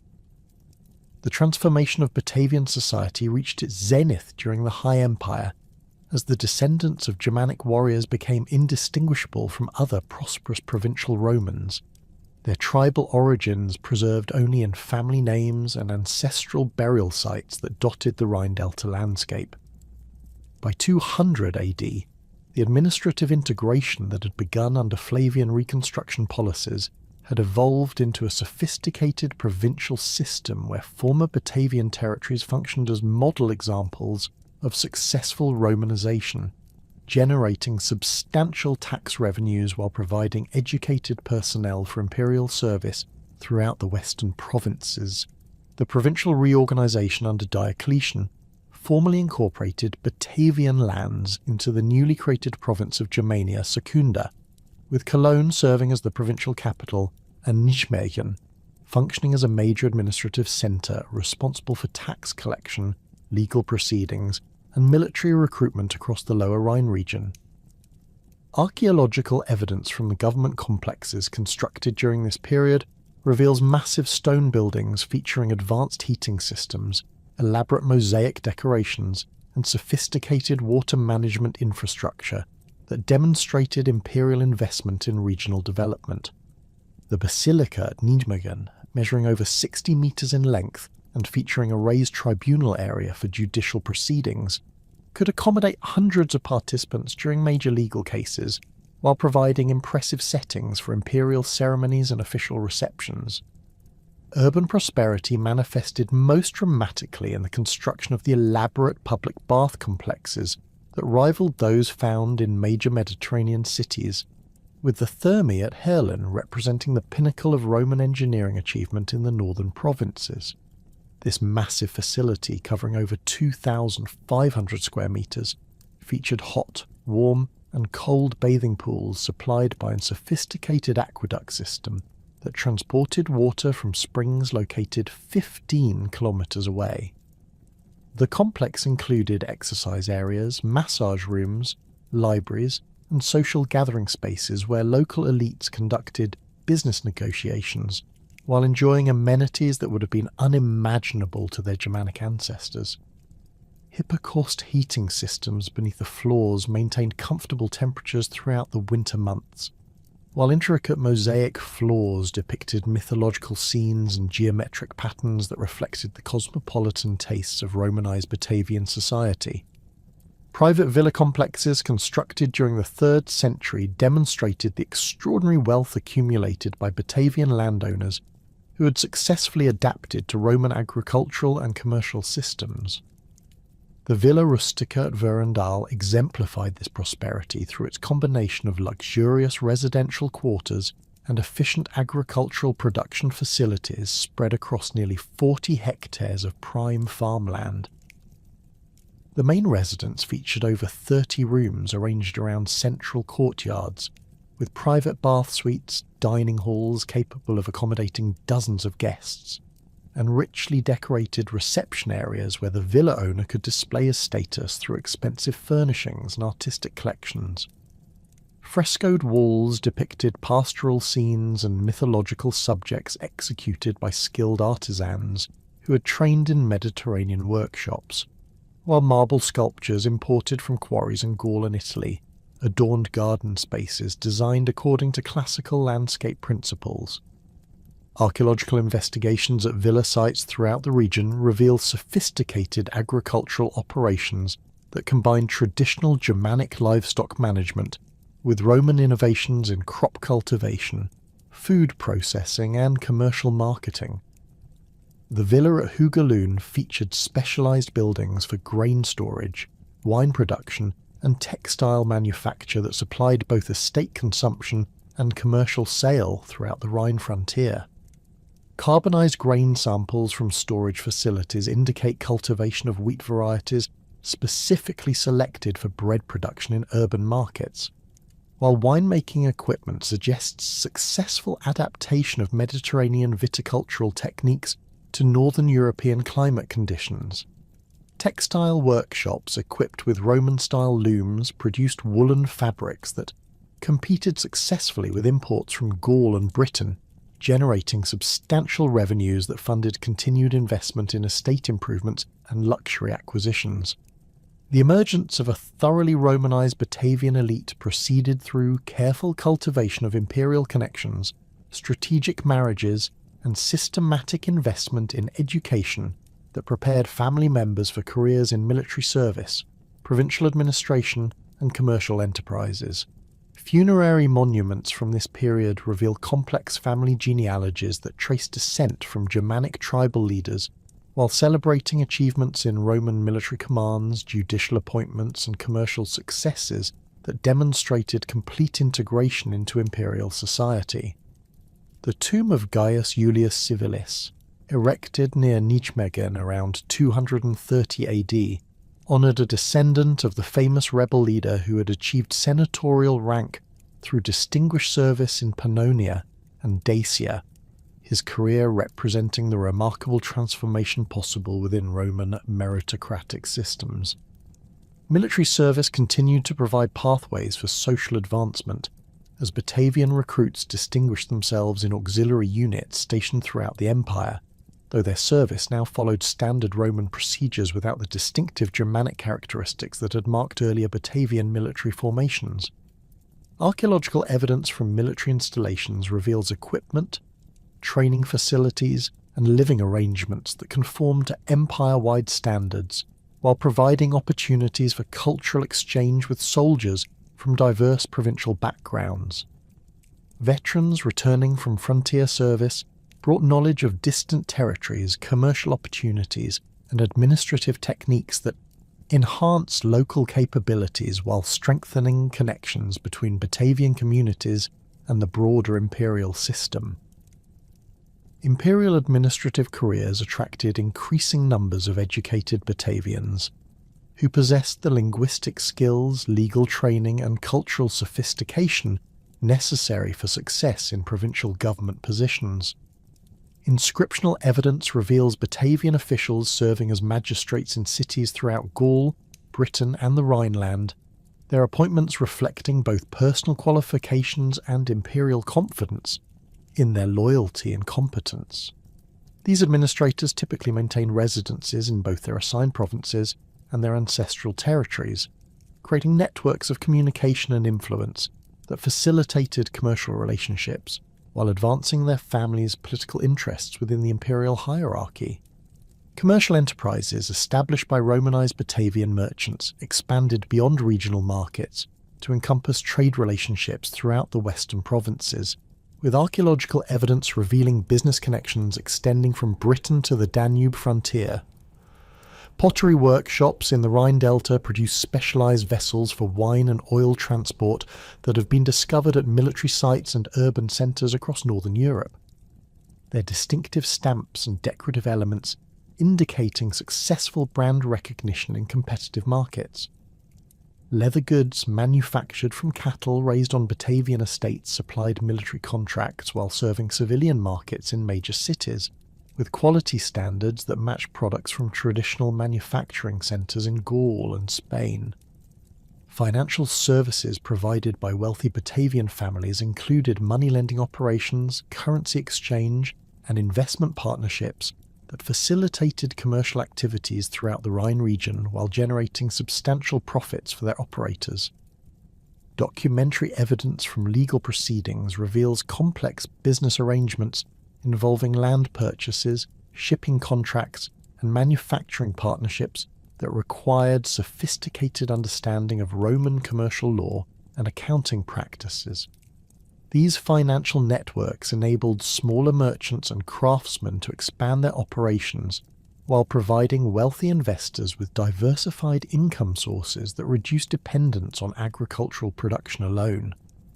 Cultural achievements of Romanized Batavian society encompassed artistic production, literary activities, and intellectual pursuits that contributed to broader provincial cultural development while maintaining certain regional characteristics. Sculptural workshops in Nijmegen and other urban centres produced funerary monuments, architectural decorations, and religious statuary that combined classical Roman artistic conventions with local stylistic preferences that reflected Germanic aesthetic traditions. These works, characterized by careful attention to detail and high technical quality, were commissioned for installation throughout the Rhine provinces while serving as training grounds for artisans who subsequently established workshops in other frontier regions. Literary production among educated Batavians included historical works, legal commentaries, and poetic compositions that contributed to provincial intellectual life, while preserving certain aspects of Germanic cultural memory within Roman literary frameworks. Fragmentary papyrus remains from private libraries reveal collections that included classical Latin authors alongside regional historical works and technical treatises on agricultural and military subjects. These libraries, maintained by wealthy villa owners and urban professionals, served as centres for intellectual exchange, where local scholars could engage with broader imperial cultural developments while contributing their own perspectives based on frontier experiences. Educational institutions established in major Batavian centres provided instruction in rhetoric, law, and classical literature that prepared students for careers throughout the empire, while maintaining connections to regional cultural traditions. The school at Nijmegen, endowed by wealthy local families and staffed by teachers trained in Gaul and Italy, attracted students from throughout the Lower Rhine region who sought preparation for military service, administrative careers, or commercial enterprises. Archaeological evidence from school buildings reveals libraries, lecture halls, and residential quarters that could accommodate dozens of students while providing facilities for advanced instruction in subjects ranging from mathematics and natural philosophy to legal procedures and military engineering. Religious syncretism reached sophisticated levels as traditional Germanic spiritual concepts merged completely with Roman religious practices, creating hybrid belief systems that satisfied both imperial requirements and ancestral cultural needs. The temple complex at Elst evolved into a major pilgrimage destination where visitors from throughout northern Europe came to honour deities that combined Germanic and Roman attributes, while seeking divine assistance for commercial ventures, military campaigns, and personal concerns. Votive inscriptions in Latin record offerings made by individuals with Germanic names who held Roman citizenship and pursued Roman careers while maintaining spiritual connections to ancestral traditions. Mystery religions gained particular popularity among Romanized Batavians who sought religious experiences that transcended conventional civic obligations while providing social connections with fellow initiates throughout the empire. Mithraic temples discovered at villa sites and urban centres reveal elaborate underground chambers where military veterans, government officials, and wealthy merchants participated in initiation ceremonies that created bonds of mutual obligation and trust. These religious associations facilitated business relationships and political alliances while offering spiritual satisfaction that complemented rather than competed with official Roman religious observances. Christian communities began appearing in Batavian territories during the late 3rd century as the new religion spread along commercial and military networks that connected the Rhine frontier with Christian centres in Gaul and the Mediterranean. Archaeological evidence from early Christian sites reveals modest churches and burial grounds that served small congregations composed primarily of urban residents with commercial or administrative connections to Christian communities in other provinces. These early Christian establishments maintained careful relationships with traditional religious institutions, while gradually attracting converts who found Christian teachings compatible with their Roman cultural identity and social aspirations. Architectural innovation proceeded through adaptation of Roman building techniques to local climate conditions and material resources, producing distinctive regional styles that influence construction throughout the northern provinces. The development of improved heating systems, enhanced weatherproofing and specialized foundation techniques enabled construction of larger and more durable buildings while reducing maintenance costs and improving occupant comfort. These innovations, documented through archaeological analysis of building remains and construction techniques, were subsequently adopted at military installations and civilian settlements throughout the Rhine and Danube frontiers. Technological advancement encompassed improvements in agricultural equipment, manufacturing processes, and transportation systems that increased productive efficiency while reducing labour requirements. Water-powered mills constructed along Rhine tributaries processed grain, fulled textiles, and operated metalworking equipment with greater efficiency than traditional hand-powered methods, while improved road surfaces and bridge construction reduced transportation costs for commercial goods. These technological improvements, often initiated by wealthy villa owners or urban entrepreneurs, created competitive advantages that enabled Batavian producers to expand their market reach while maintaining profit margins in increasingly competitive commercial environments. The demographic stability and economic prosperity that had characterized Batavian territories during the High Empire began to crumble during the middle decades of the 3rd century as the Roman world convulsed under the weight of simultaneous military, economic, and political crises that would fundamentally reshape provincial life throughout the western provinces.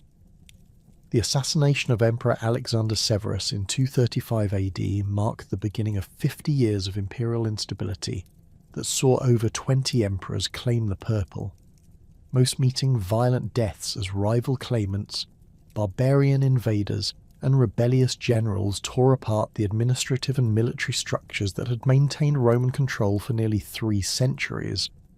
Archaeological evidence from Batavian settlements dating to the 240s and 250s AD reveals the first clear indicators of economic disruption, as coin hoards buried during this period contain debased silver pieces that reflect the monetary chaos accompanying imperial political instability. The systematic debasement of Roman currency, initiated by emperors desperate to fund military campaigns and by army loyalty, created inflation that devastated commercial relationships while undermining confidence in traditional exchange mechanisms. Pottery workshops that had previously exported their products throughout northern Europe began focusing on local markets as long-distance trade networks collapsed, while villa estates reduced their commercial agricultural production in favour of subsistence farming that could weather economic uncertainty. The invasion of the Alemanni in 233 AD represented the first major barbarian breakthrough across the Rhine frontier in over a century, demonstrating that Roman defensive capabilities had deteriorated significantly from their previous levels of effectiveness. These Germanic raiders, driven by population pressures and attracted by reports of Roman weakness, penetrated deep into Gaul before being turned back by hastily assembled forces that included substantial numbers of Batavian auxiliaries recalled from distant frontier assignments. Contemporary sources describe widespread panic among civilian populations, who had grown accustomed to Roman security guarantees, with many families abandoning their homes to seek refuge in fortified towns, or fleeing toward the Mediterranean provinces where imperial authority remained more stable. The systematic breakdown of Roman defensive coordination became apparent during the Frankish raids of the 250s and 260s, as these aggressive Germanic confederations exploited gaps in frontier coverage created by the withdrawal of legions for civil war campaigns in other regions. Unlike previous barbarian incursions that had been contained through rapid military response, these Frankish attacks achieved strategic surprise and maintained operational momentum that enabled them to devastate wide areas of the Rhine Delta, before Roman forces could organise effective countermeasures. Archaeological evidence from villa sites throughout Batavian territory reveals extensive fire damage dating to this period, with many establishments showing signs of hasty abandonment as their owners fled approaching raiders rather than attempting to defend their properties. The Frankish Confederation represented a new type of barbarian threat that differed fundamentally from the tribal raids that had characterised earlier Germanic military activities across the Rhine. These warriors operated under unified command structures that enabled coordinated attacks across multiple sectors simultaneously. While their adoption of Roman military equipment and tactics made them far more effective opponents than traditional tribal levies, Frankish warbands included experienced fighters who had served in Roman auxiliary units before deserting to join their kinsmen, bringing detailed knowledge of Roman defensive procedures and strategic weaknesses that enabled more sophisticated planning and execution of raiding operations. Saxon naval raids along the North Sea coast created additional pressure on Roman defensive resources, as these maritime warriors exploited their superior knowledge of coastal waters and tidal patterns to conduct surprise attacks against undefended settlements. The Saxon longboats, capable of navigating both open seas and shallow rivers, enabled raiders to penetrate far inland through waterway networks that had previously been considered secure from barbarian attack. Archaeological investigations at coastal settlements reveal evidence of systematic destruction during the mid-3 RD century, with burned buildings, scattered human remains, and abandoned tool hoards indicating the sudden violence that characterized these maritime assaults. The decline of Roman naval capabilities in northern waters reflected broader imperial resource constraints as military priorities shifted toward defending the Danube frontier against Gothic invasions and containing Persian threats in the east. The Rhine fleet, once a formidable force capable of controlling river traffic and supporting amphibious operations against trans-Rhenish tribes, deteriorated through neglect and budget cuts that reduced crew training, ship maintenance, and operational readiness. Shipyard facilities at Cologne and other naval bases show archaeological evidence of reduced activity during this period, with construction projects abandoned and repair facilities converted to other uses as imperial authorities concentrated their remaining resources on land-based defensive systems. Military recruitment difficulties compounded defensive problems as traditional sources of auxiliary manpower proved inadequate to meet the expanded requirements created by simultaneous threats on multiple frontiers. Batavian territories, which had previously provided steady streams of high-quality recruits for auxiliary service, could no longer sustain the recruitment quotas demanded by desperate imperial commanders while maintaining sufficient population for agricultural production and local defence. Archaeological evidence from cemetery sites reveals declining numbers of military-age males in civilian burials, suggesting that recruitment pressures had reached unsustainable levels that threatened community survival. The abandonment of villa estates proceeded systematically throughout the Rhine Delta, as wealthy landowners recognised that their exposed rural properties could no longer be defended against increasingly frequent barbarian raids. The villa at Verendal, which had represented the pinnacle of Romanised Batavian prosperity during the early 3rd century, shows archaeological evidence of deliberate abandonment around 260 AD, with valuable portable goods removed and storage areas emptied before the owners departed for safer locations. Similar patterns appear at villa sites throughout the region, with many establishments showing signs of systematic dismantling as owners salvaged building materials, agricultural equipment, and livestock before abandoning their properties to barbarian raiders. The retreat to fortified settlements marked a fundamental transformation in settlement patterns, as dispersed rural populations concentrated in defensible locations that could provide protection against raiding parties while maintaining access to agricultural resources. Existing Roman towns expanded their defensive walls and constructed additional fortifications, while new fortified settlements appeared at strategic locations that controlled river crossings, road junctions, and agricultural areas. The fortified settlement at Koik, established during the 260s, featured massive earthen ramparts topped with wooden palisades that enclosed residential areas, workshops, and storage facilities capable of supporting several hundred refugees during extended sieges. These fortified communities required fundamental changes in social organisation, as traditional Roman municipal structures proved inadequate for managing populations that included both urban residents and rural refugees with different cultural backgrounds and economic interests. Archaeological evidence reveals the construction of communal facilities, including shared kitchens, collective storage areas, and common workshops that enabled efficient resource utilisation, while maintaining social cohesion during periods of external threat. The defensive requirements of these settlements also necessitated military training for civilian populations who had previously relied on professional Roman forces for protection. Economic disruption accelerated as traditional commercial networks collapsed under the combined pressures of barbarian raids, monetary instability, and imperial taxation demands that extracted resources needed for local defence and survival.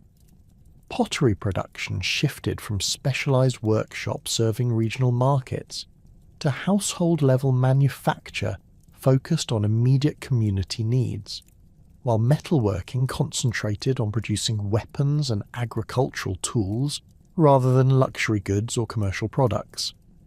Archaeological assemblages from this period show declining quantities of imported goods alongside increasing proportions of locally manufactured items that reflect reduced purchasing power and limited access to distant markets. Agricultural adaptation involved abandoning exposed farmland in favour of intensively cultivated plots located within or adjacent to fortified settlements where crops could be protected against raiding parties. Archaeological analysis of pollen samples and crop remains reveals shifts toward hardy grain varieties that could survive irregular cultivation schedules and reduced labour inputs, while livestock management emphasised smaller herds of cattle and sheep that could be driven to safety when raiders approached. These agricultural changes reduced overall productivity while providing greater security against the disruptions that characterised this turbulent period. The emergence of Christianity among Batavian populations accelerated during the crisis period as traditional Roman religious institutions failed to provide adequate spiritual comfort or practical assistance during times of extreme hardship and uncertainty. Archaeological evidence from the late 3rd century reveals the construction of modest Christian churches within fortified settlements, their simple rectangular designs contrasting sharply with the elaborate temples that had characterized earlier Roman religious architecture. These early Christian communities attracted converts through their emphasis on mutual support, charitable assistance, and spiritual hope that offered alternatives to traditional Germanic and Roman religious practices that seemed powerless against contemporary disasters. Christian burial practices began appearing in Batavian cemeteries during this period, with graves oriented east-west rather than following traditional Roman or Germanic customs, while grave goods decreased in quantity and value as Christian teachings discouraged excessive material displays in death. Inscriptional evidence reveals the adoption of Christian names alongside traditional Germanic and Roman nomenclature, suggesting gradual conversion processes that accommodated existing cultural identities while introducing new spiritual concepts. The Christian emphasis on community solidarity and mutual assistance proved particularly attractive to populations struggling with the social disruption and economic hardship that characterized the crisis period. The decline of traditional Germanic religious practices proceeded through a combination of Christian conversion and the practical difficulties of maintaining elaborate ritual observances during periods of constant military threat. Sacred groves and outdoor cult sites that had served Germanic spiritual needs for centuries became vulnerable to destruction during barbarian raids, while the dispersal of rural populations disrupted the community gatherings that had sustained traditional religious activities. Archaeological evidence reveals the abandonment of many Germanic cult sites during the mid-3 RD century, with some locations showing signs of deliberate destruction, while others were simply neglected as their worshippers fled to fortified settlements. Roman state religious observances similarly declined as imperial authority weakened and local communities focused on immediate survival rather than ceremonial obligations to distant emperors. The imperial cult temples that had served as focal points for Roman religious and political identity during the High Empire show archaeological evidence of reduced maintenance and declining use during the crisis period, with some facilities converted to secular purposes while others were abandoned entirely. The collapse of traditional religious structures created spiritual vacuums that Christian communities were well positioned to fill through their emphasis on personal salvation and divine protection during earthly tribulations. Syncretistic religious practices emerged as communities attempted to combine elements from Christianity, traditional Germanic spirituality, and Roman religious traditions in hybrid belief systems that addressed the specific challenges of crisis period existence. Archaeological evidence from religious sites reveals the coexistence of Christian symbols with traditional Germanic and Roman religious imagery, suggesting gradual transition processes rather than sudden conversions that completely abandoned ancestral spiritual practices. These syncretistic approaches enabled communities to maintain cultural continuity while adapting to changing religious circumstances that reflected broader social transformations. Military innovations developed in response to barbarian tactical advantages included the adoption of Germanic weapons and fighting techniques by Roman forces, while barbarian groups incorporated Roman military equipment and organizational methods that enhanced their operational effectiveness. Archaeological evidence from battlefield sites reveals increasing similarities between Roman and Germanic military equipment, with both sides using comparable weapons, armor, and tactical formations that reflected mutual adaptation and technological transfer. These military innovations contributed to the blurring of cultural distinctions between Roman and Germanic populations as practical military necessities overcame traditional ethnic boundaries. The development of local defense forces represented a fundamental departure from traditional Roman military organization, as communities organized militias composed of civilian volunteers who received basic military training while maintaining their primary occupations as farmers, craftsmen, or merchants. These local forces, equipped with weapons manufactured in community workshops and trained by veterans of auxiliary service, provided immediate response capabilities against raiding parties while reducing dependence on distant imperial military resources. Archaeological evidence from fortified settlements reveals weapons, caches, training areas, and defensive positions that supported these local military organizations.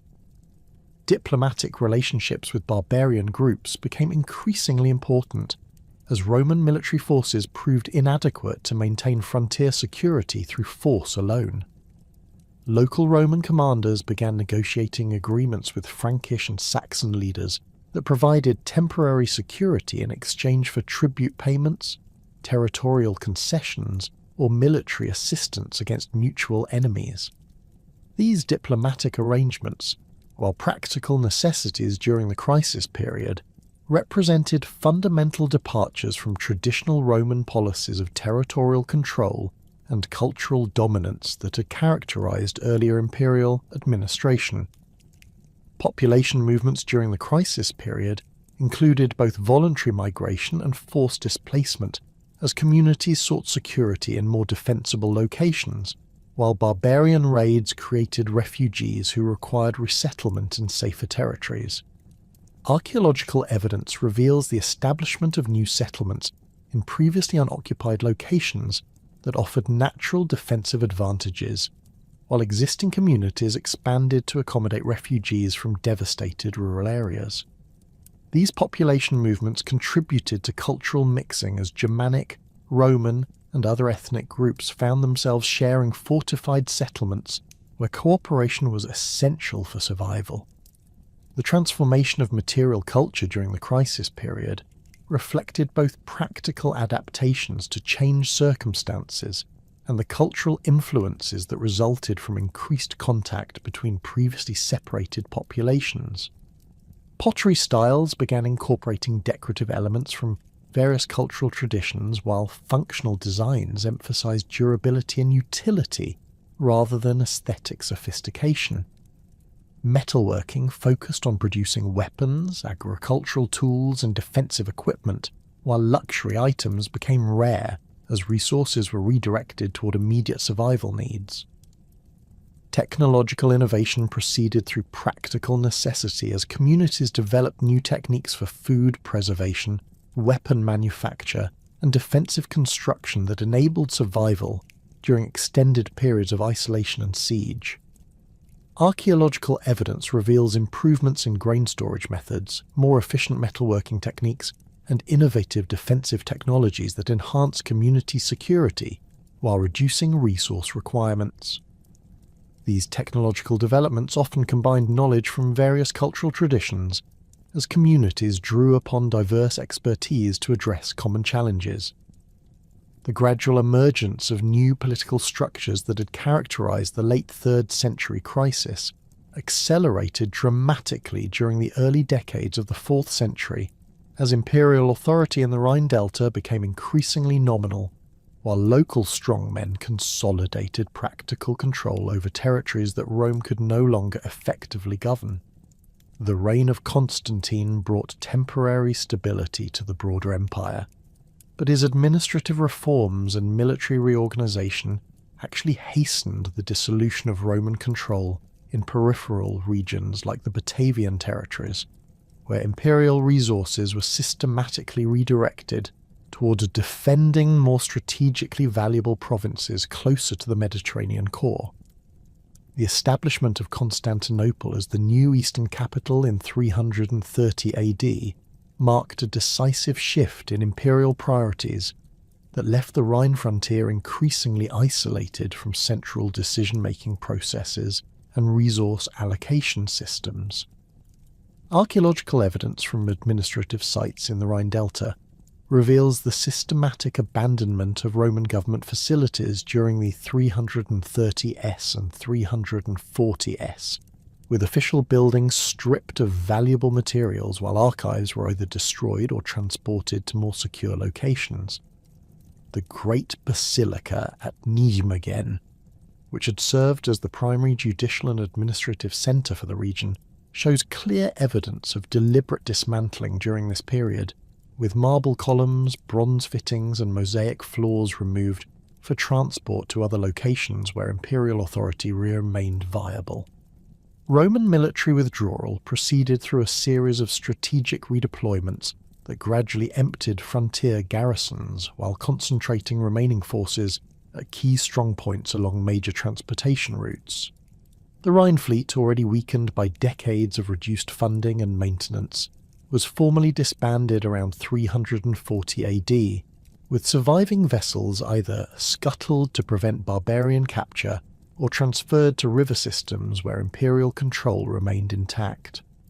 Archaeological investigations at former naval facilities reveal the systematic destruction of shipbuilding equipment, the filling of dry docks, and the conversion of military harbours to civilian use as communities adapted abandoned military infrastructure to serve local commercial and defensive needs.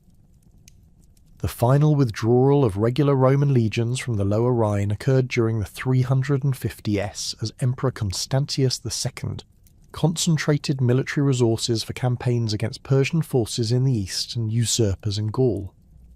The last documented Roman military unit stationed in former Batavian territory, a detachment of the Legio I Minervia, departed around 355 AD, leaving behind only administrative personnel and local militia forces that lack the training, equipment, and organisational support necessary to maintain effective frontier defence. Contemporary sources describe emotional farewell ceremonies, where Roman officers distributed weapons and military standards to local leaders while promising eventual return that both sides recognised as increasingly unlikely. Local defence arrangements that emerged following Roman military withdrawal revealed the sophisticated organisational capabilities that Romanised Batavian communities had developed during centuries of imperial administration. The fortified settlement at Cuisque expanded its defensive perimeter to encompass additional agricultural areas while establishing subordinate strongpoints at river crossings and road junctions that enabled coordinated resistance against barbarian raiding parties. Archaeological evidence reveals the construction of signal towers, weapons workshops, and training facilities that supported a regional defence network capable of mobilising several thousand armed men within days of receiving warning of approaching threats. These local military organisations drew leadership from families that combined Roman administrative experience with traditional Germanic warrior traditions, creating hybrid command structures that proved remarkably effective in the challenging circumstances of the late imperial period. Marcus Flavius Civilis, a descendant of both the famous 1st century rebel leader and Roman senatorial families, established himself as the dominant military commander in the central Rhine Delta through a combination of inherited wealth, personal charisma, and tactical expertise gained through service in imperial campaigns against Gothic and Alemannic invaders. His forces, numbering approximately 3,000 infantry and 500 cavalry, represented the most formidable military organisation between the abandoned Roman frontier and the Frankish territories across the Rhine. The economic foundation supporting these local defence efforts derived from agricultural surpluses generated by intensive cultivation methods developed during the crisis period, supplemented by commercial revenues from trade relationships that continued despite political fragmentation. Archaeological analysis of storage facilities reveals sophisticated grain management systems that could maintain food supplies for extended siege operations, while supporting the livestock herds that provided both sustenance and military mobility. The workshops established within fortified settlements produced weapons, armour, and military equipment that met or exceeded Roman military standards while incorporating design innovations that reflected practical battlefield experience against barbarian opponents. Frankish expansion into former Roman territories proceeded through a combination of military conquest, diplomatic negotiation, and gradual settlement that demonstrated sophisticated understanding of both Roman administrative systems and local political dynamics. The Frankish confederation that emerged during the 4th century represented a significant evolution from earlier Germanic tribal organisations, combining traditional warrior leadership with administrative capabilities that enabled effective governance of diverse populations across extensive territories. Archaeological evidence from Frankish settlement sites reveals planned communities that incorporated both Germanic architectural traditions and Roman urban planning principles, suggesting deliberate efforts to create hybrid cultural environments that could accommodate multiple ethnic groups. The Frankish military organisation that challenged remaining Roman authority in the Rhine region represented a formidable combination of traditional Germanic warrior culture and tactical innovations derived from extensive contact with Roman military systems. Frankish warbands typically operated in formations of 500 to 1,000 warriors organised around extended kinship groups led by experienced commanders who had often served in Roman auxiliary units before returning to their tribal territories. These forces possessed superior mobility compared to traditional Roman legions, while maintaining discipline and tactical coordination that enabled complex military operations across multiple theatres simultaneously. Frankish weapons technology reflected centuries of technological exchange with Roman military systems while incorporating distinctive Germanic innovations that provided tactical advantages in the specific combat environments of the Rhine frontier. Archaeological excavations at Frankish weapon workshops reveal sophisticated metalworking techniques that produced iron spearheads, sword blades, and axe heads that surpassed Roman military equipment in both quality and effectiveness. The famous Frankish Francisca, a throwing axe designed for both ranged and hand-to-hand combat, became a signature weapon that enabled Frankish warriors to disrupt enemy formations before closing for melee combat, where their superior physical conditioning and aggressive fighting techniques provided decisive advantages. The siege of the fortified settlement at Toxandria in 358 AD demonstrated Frankish capabilities in complex military operations that required sustained coordination between multiple warbands operating under unified command. The Frankish forces, led by King Clodio, invested the settlement with approximately 8,000 warriors while maintaining supply lines that stretched across nearly 50 kilometres of hostile territory. Archaeological evidence from the siege site reveals sophisticated earthwork fortifications that enabled the attackers to approach the settlement walls while remaining protected from defensive fire, while the discovery of Roman-style siege equipment suggests that Frankish forces had acquired advanced military engineering capabilities through contact with imperial military systems. The negotiated surrender that concluded the siege established precedents for Frankish treatment of conquered populations that would characterize subsequent expansion throughout former Roman territories.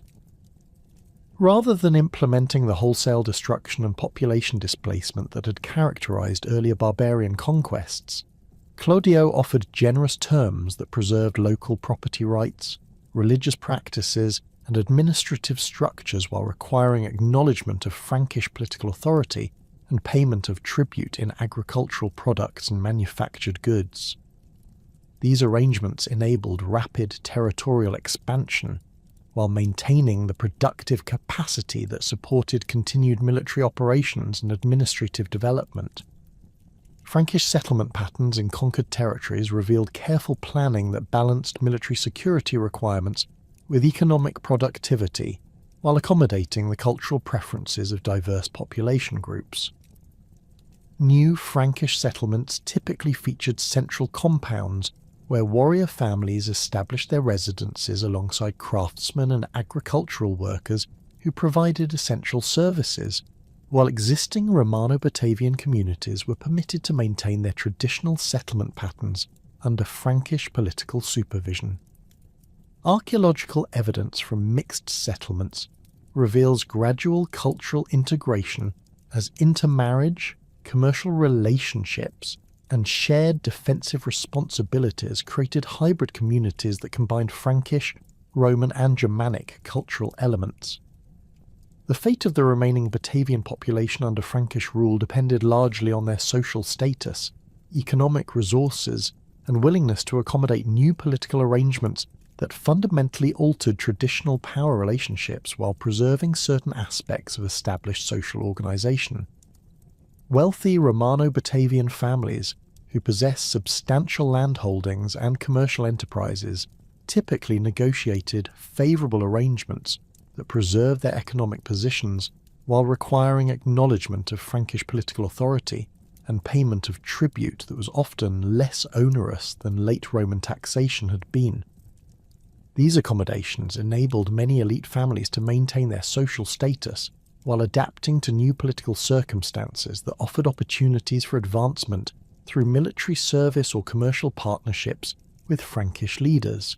Common farmers and craftsmen experienced more dramatic changes as Frankish settlement policies redistributed land ownership while establishing new labour obligations that differed significantly from Roman administrative practices.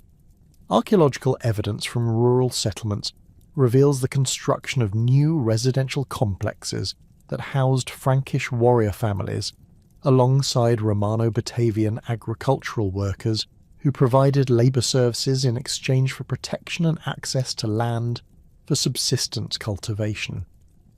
These arrangements, while representing significant departures from traditional Roman property relationships, often provided greater security and economic stability than the chaotic conditions that had characterized the final decades of imperial rule.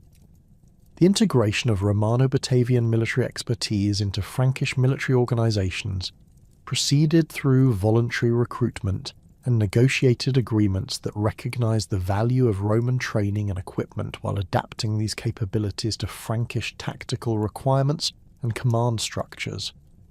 Former Roman auxiliary veterans found opportunities for continued military service under Frankish leaders who appreciated their professional skills while requiring loyalty oaths that transferred their allegiance from distant imperial authorities to local Frankish kings who could provide immediate rewards and advancement opportunities.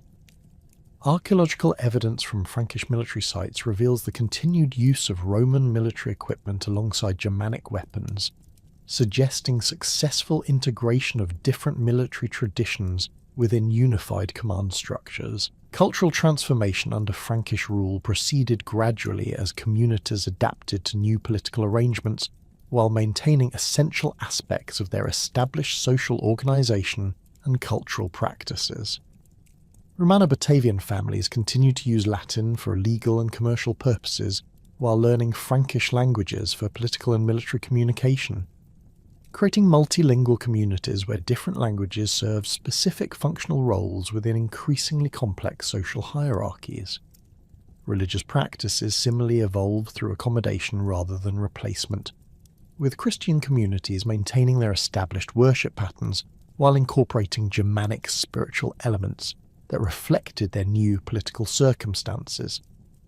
Archaeological evidence for the transition period reveals dramatic changes in burial practices that reflected the cultural negotiations occurring within communities experiencing fundamental political transformation. Romano-Batavian cemeteries dating to the late 4th and early 5th centuries show increasing diversity in burial orientations, grave goods, and funerary rituals that suggest communities experimenting with different cultural approaches while maintaining certain traditional practices that preserved family and community identity. Frankish burial sites reveal similar cultural mixing, with Germanic warrior burials incorporating Roman luxury goods, while Christian grave markers appear alongside traditional Germanic religious symbols. Material culture transformation accelerated during the transition period as Frankish craftsmen introduced new decorative styles and manufacturing techniques, while Romano-Batavian artisans adapted their skills to serve new markets and cultural preferences. Pottery production shifted toward hybrid styles that combined Germanic decorative motifs with Roman functional designs, creating distinctive regional variants that reflected the cultural mixing occurring within Frankish territories. Metalworking similarly evolved through technological exchange as Frankish smiths learned Roman techniques while contributing Germanic innovations that enhanced both military and civilian production capabilities. Settlement pattern changes revealed the systematic reorganization of territorial control as Frankish leaders established new administrative centres while abandoning Roman urban sites that no longer served their military and political requirements. The former Roman administrative centre at Nijmegen was systematically dismantled during the 380 s, with building materials transported to new Frankish strongholds that better reflected Germanic concepts of political authority and territorial control. Archaeological surveys reveal the establishment of numerous small fortified settlements that controlled agricultural areas and transportation routes, while providing defensive positions that could support coordinated resistance against external threats. Agricultural reorganization under Frankish rule involved the redistribution of land holdings according to Germanic inheritance practices and military service obligations that differed fundamentally from Roman property law and taxation systems. Large villa estates were typically divided among multiple Frankish warrior families who established smaller agricultural units that combined subsistence farming with specialized production for military and commercial purposes. Archaeological evidence reveals the abandonment of Roman agricultural infrastructure, including elaborate irrigation systems and specialized storage facilities that required intensive maintenance and coordinated management beyond the capabilities of smaller farming units. The decline of specialized craft production reflected both the disruption of long-distance trade networks and the different economic priorities that characterized Frankish society compared to the commercial orientation that had developed during the Roman period. Pottery workshops that had previously produced vessels for export throughout northern Europe shifted to serving local markets with simpler designs that required less specialized skills and equipment. Similarly, metalworking concentrated on producing weapons and agricultural tools rather than luxury goods or commercial products that had limited markets within the more militarized society that emerged under Frankish rule. Commercial relationships evolved as Frankish leaders established new trade networks that connected their territories with other Germanic kingdoms, while maintaining certain connections with remaining Roman provinces where profitable exchange opportunities continued to exist. Archaeological evidence reveals the continued circulation of Roman coins, alongside new Frankish currency systems that reflected changing political relationships and economic priorities. Merchant activities adapted to new political circumstances as traders developed relationships with Frankish leaders, while maintaining their traditional commercial connections wherever possible. Religious transformation proceeded through complex negotiations between Christian communities, traditional Germanic spiritual practices, and the political requirements of Frankish rule that sought to maintain social stability while asserting new forms of political authority. Christian churches continue to operate under Frankish protection, while adapting their practices to accommodate Germanic cultural elements and political expectations that differed from previous Roman arrangements. Archaeological evidence from church sites reveals architectural modifications that incorporated Germanic decorative elements while maintaining essential Christian liturgical requirements. The emergence of hybrid cultural institutions reflected the practical requirements of governing diverse populations, while maintaining the military effectiveness that enabled continued Frankish expansion and territorial control. Legal systems evolved to accommodate both Germanic customary law and Roman legal traditions, through hybrid procedures that addressed specific cases according to the cultural background and social status of the individuals involved. These legal innovations provided models for subsequent Frankish territorial expansion, while demonstrating the administrative sophistication that characterized successful barbarian kingdoms during the transition period. Demographic changes during the transition period included both voluntary migration and forced population movements, as communities responded to changing political circumstances and economic opportunities. Some Romano-Batavian families emigrated to remaining Roman territories where they could maintain their traditional cultural practices and political loyalties, while others chose to remain and adapt to Frankish rule through accommodation strategies that preserved essential aspects of their social and economic positions. Archaeological evidence suggests that overall population levels remained relatively stable despite political upheaval, indicating that Frankish settlement policies successfully maintained agricultural productivity while integrating diverse population groups. The technological legacy of the transition period encompassed innovations in military equipment, agricultural techniques, and craft production that combined Germanic and Roman knowledge systems while addressing the specific challenges of governing territories that bridged different cultural traditions. These technological developments influenced subsequent European development patterns while demonstrating the creative potential that emerged from cultural contact and exchange during periods of political transformation. Yet, as Frankish rule solidified across the former Batavian territories during the 5th century, the distinct identity that had characterized this remarkable Germanic tribe began its gradual dissolution into the broader tapestry of early medieval European civilization. The survival of Batavian identity during the immediate post-Roman period depended largely on the preservation of family genealogies, place names, and local traditions within communities that maintained some continuity despite fundamental political changes. Frankish administrative records from the 6th and 7th centuries, preserved in monastery archives throughout the Low Countries, contain scattered references to individuals bearing names derived from Batavian origins, though these references become increasingly rare as Germanic naming conventions merged with Latin Christian traditions.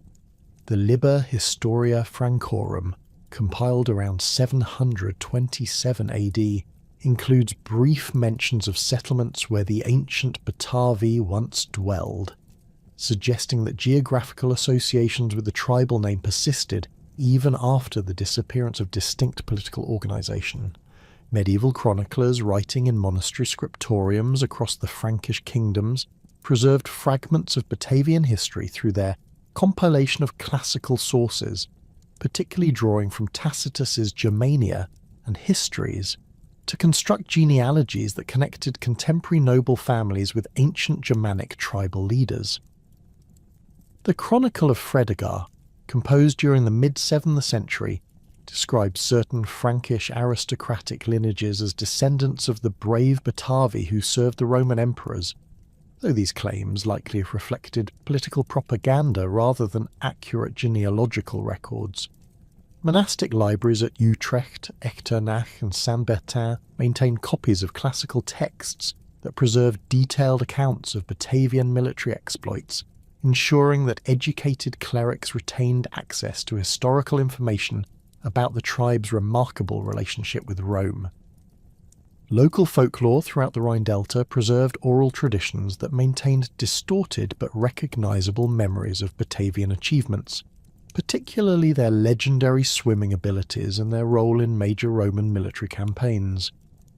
Medieval peasant communities along the Rhine and its tributaries told stories of ancient warriors who could cross rivers in full armour, tales that clearly derived from classical accounts of Batavian amphibious operations, but had evolved through centuries of oral transmission into semi-mythical narratives.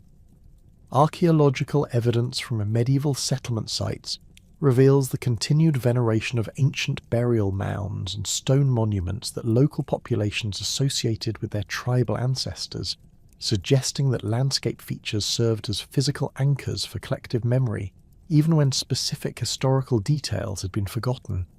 The ecclesiastical transformation of the Low Countries during the early medieval period created new institutional frameworks for preserving historical memory, as Christian monasteries established themselves on sites previously associated with Germanic religious practices. The monastery of Verden, founded around 800 AD near the ancient Batavian religious centre at Elst, maintained archives that included transcriptions of Roman inscriptions and local traditions about pre-Christian spiritual practices. These monastic records, while filtered through Christian interpretative frameworks, preserved valuable information about Batavian religious sites, seasonal festivals, and ritual practices that would otherwise have disappeared completely from historical memory. Place name evidence throughout the medieval Low Countries reveals the persistence of toponyms derived from Batavian origins, though linguistic evolution and administrative changes gradually obscured their etymological connections to the ancient tribe. The region known as Bethue, encompassing the traditional heartland of Batavian territory between the Rhine and Waal rivers, preserves a clearly recognisable derivation from the tribal name, while numerous smaller settlements maintain names that incorporated Germanic elements associated with Batavian cultural practices. Medieval charter documents from the 9th and 10th centuries record dozens of place names that linguistic analysis has connected to Batavian origins, though contemporary scribes showed no awareness of these etymological relationships. The Carolingian Renaissance of the 8th and 9th centuries marked a crucial period for the preservation and transmission of classical knowledge about the Batavi, as scholars associated with Charlemagne's court systematically copied and studied Roman historical texts that contained detailed accounts of Germanic tribal history. Alcuin of York, serving as educational advisor to Charlemagne, supervised the production of manuscript copies of Tacitus's works that ensured the survival of the most important classical sources for Batavian history. These Carolingian manuscripts, distributed to monastery libraries throughout the expanding Frankish Empire, provided the textual foundation that enabled later medieval scholars to reconstruct Batavian history from classical sources. The emergence of vernacular literature during the High Middle Ages created new opportunities for incorporating Batavian historical memories into popular narrative traditions, though these literary treatments often emphasize legendary elements rather than historical accuracy. The Gesta Danorum of Saxo Grammaticus, composed around 1200 AD, includes episodes that appear to derive from garbled memories of Batavian military exploits, while various Germanic heroic poems contain references to ancient warriors associated with the Rhine Delta region. These literary works, while historically unreliable, demonstrate the continued cultural resonance of Batavian martial traditions within medieval Germanic consciousness.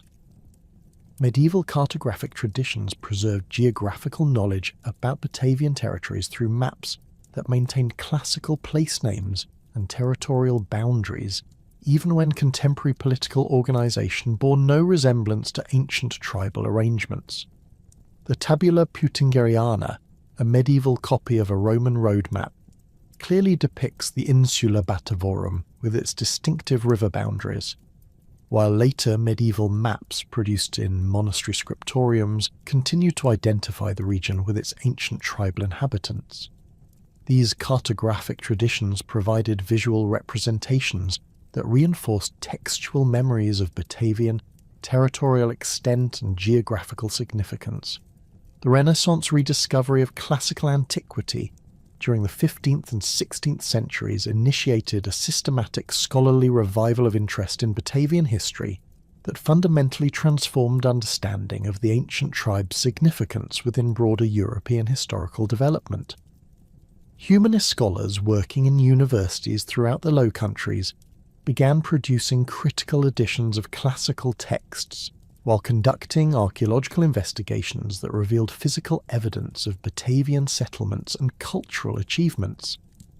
Erasmus of Rotterdam, writing in the early 16th century, praised the Batavi as exemplars of Germanic virtue and military prowess, establishing interpretative frameworks that would influence scholarly and popular understanding for centuries.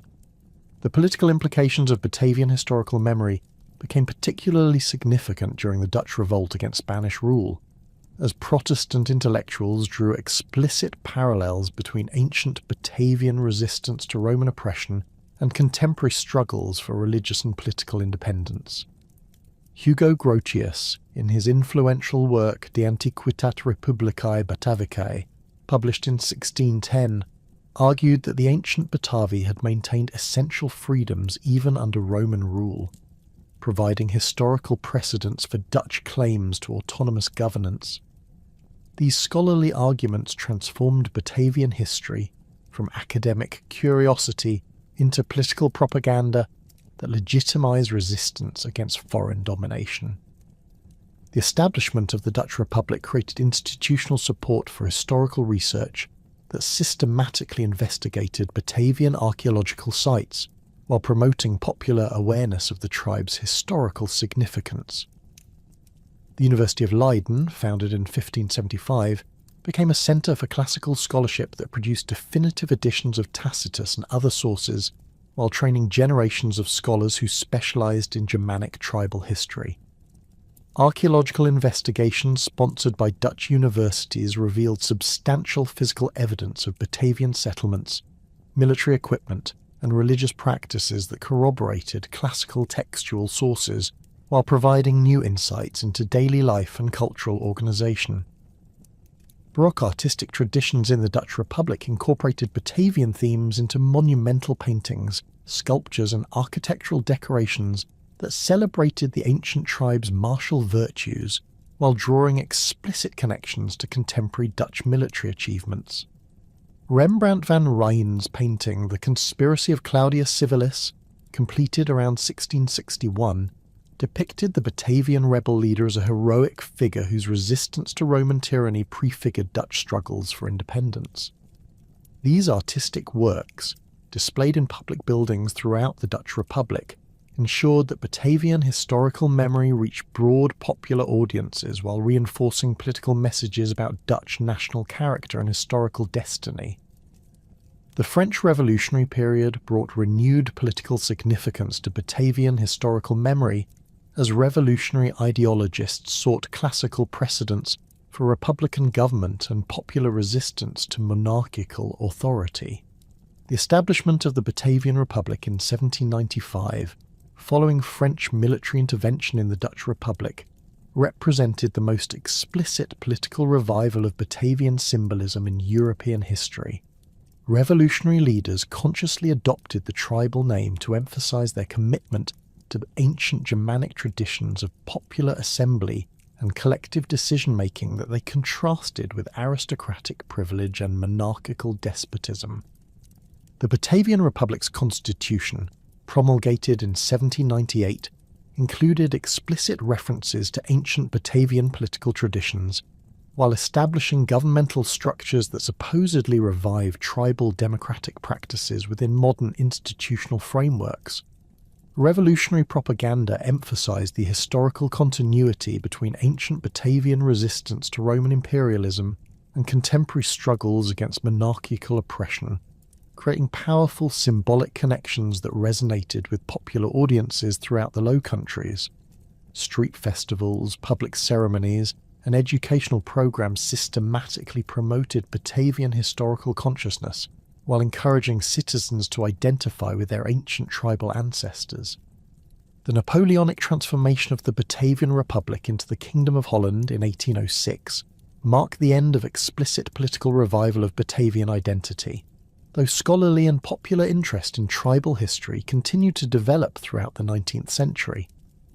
Romantic nationalist movements throughout Europe drew inspiration from Germanic tribal traditions, while archaeological discoveries in the Rhine Delta provided increasingly sophisticated understanding of Batavian material culture and social organization. The establishment of professional archaeological institutions in the Netherlands created systematic research programs that reveal the complexity and sophistication of Batavian civilization, while challenging earlier assumptions about barbarian cultural limitations. Modern archaeological discoveries beginning in the late 19th century revolutionized scholarly understanding of Batavian history through systematic excavation of major settlement sites, military installations, and religious centers that provided unprecedented insights into tribal life and cultural development. The excavation of the legionary fortress at Nijmegen revealed detailed evidence of Roman-Batavian military cooperation, while investigations at rural villa sites demonstrated the extent of Romanization within elite Batavian society. These archaeological findings, published in professional journals and popular publications, created new appreciation for the complexity of cultural interaction between Germanic tribes and the Roman Empire. The development of scientific archaeological methods during the 20th century enabled increasingly sophisticated analysis of Batavian material culture, settlement patterns, and economic organization that challenged traditional assumptions about barbarian society and cultural development. Radiocarbon dating, stratigraphic analysis, and environmental reconstruction techniques provided precise chronological frameworks while revealing the environmental context that shaped Batavian adaptation to their distinctive riverine homeland. Interdisciplinary research programs combining archaeology, linguistics, and environmental science created comprehensive understanding of Batavian society that surpassed the limited perspective available from classical textual sources alone. Contemporary archaeological research continues to reshape understanding of Batavian history through discoveries that reveal previously unknown aspects of tribal culture, military organization, and religious practices. Recent excavations at Thiel have uncovered extensive evidence of specialized craft production that demonstrates sophisticated technological capabilities.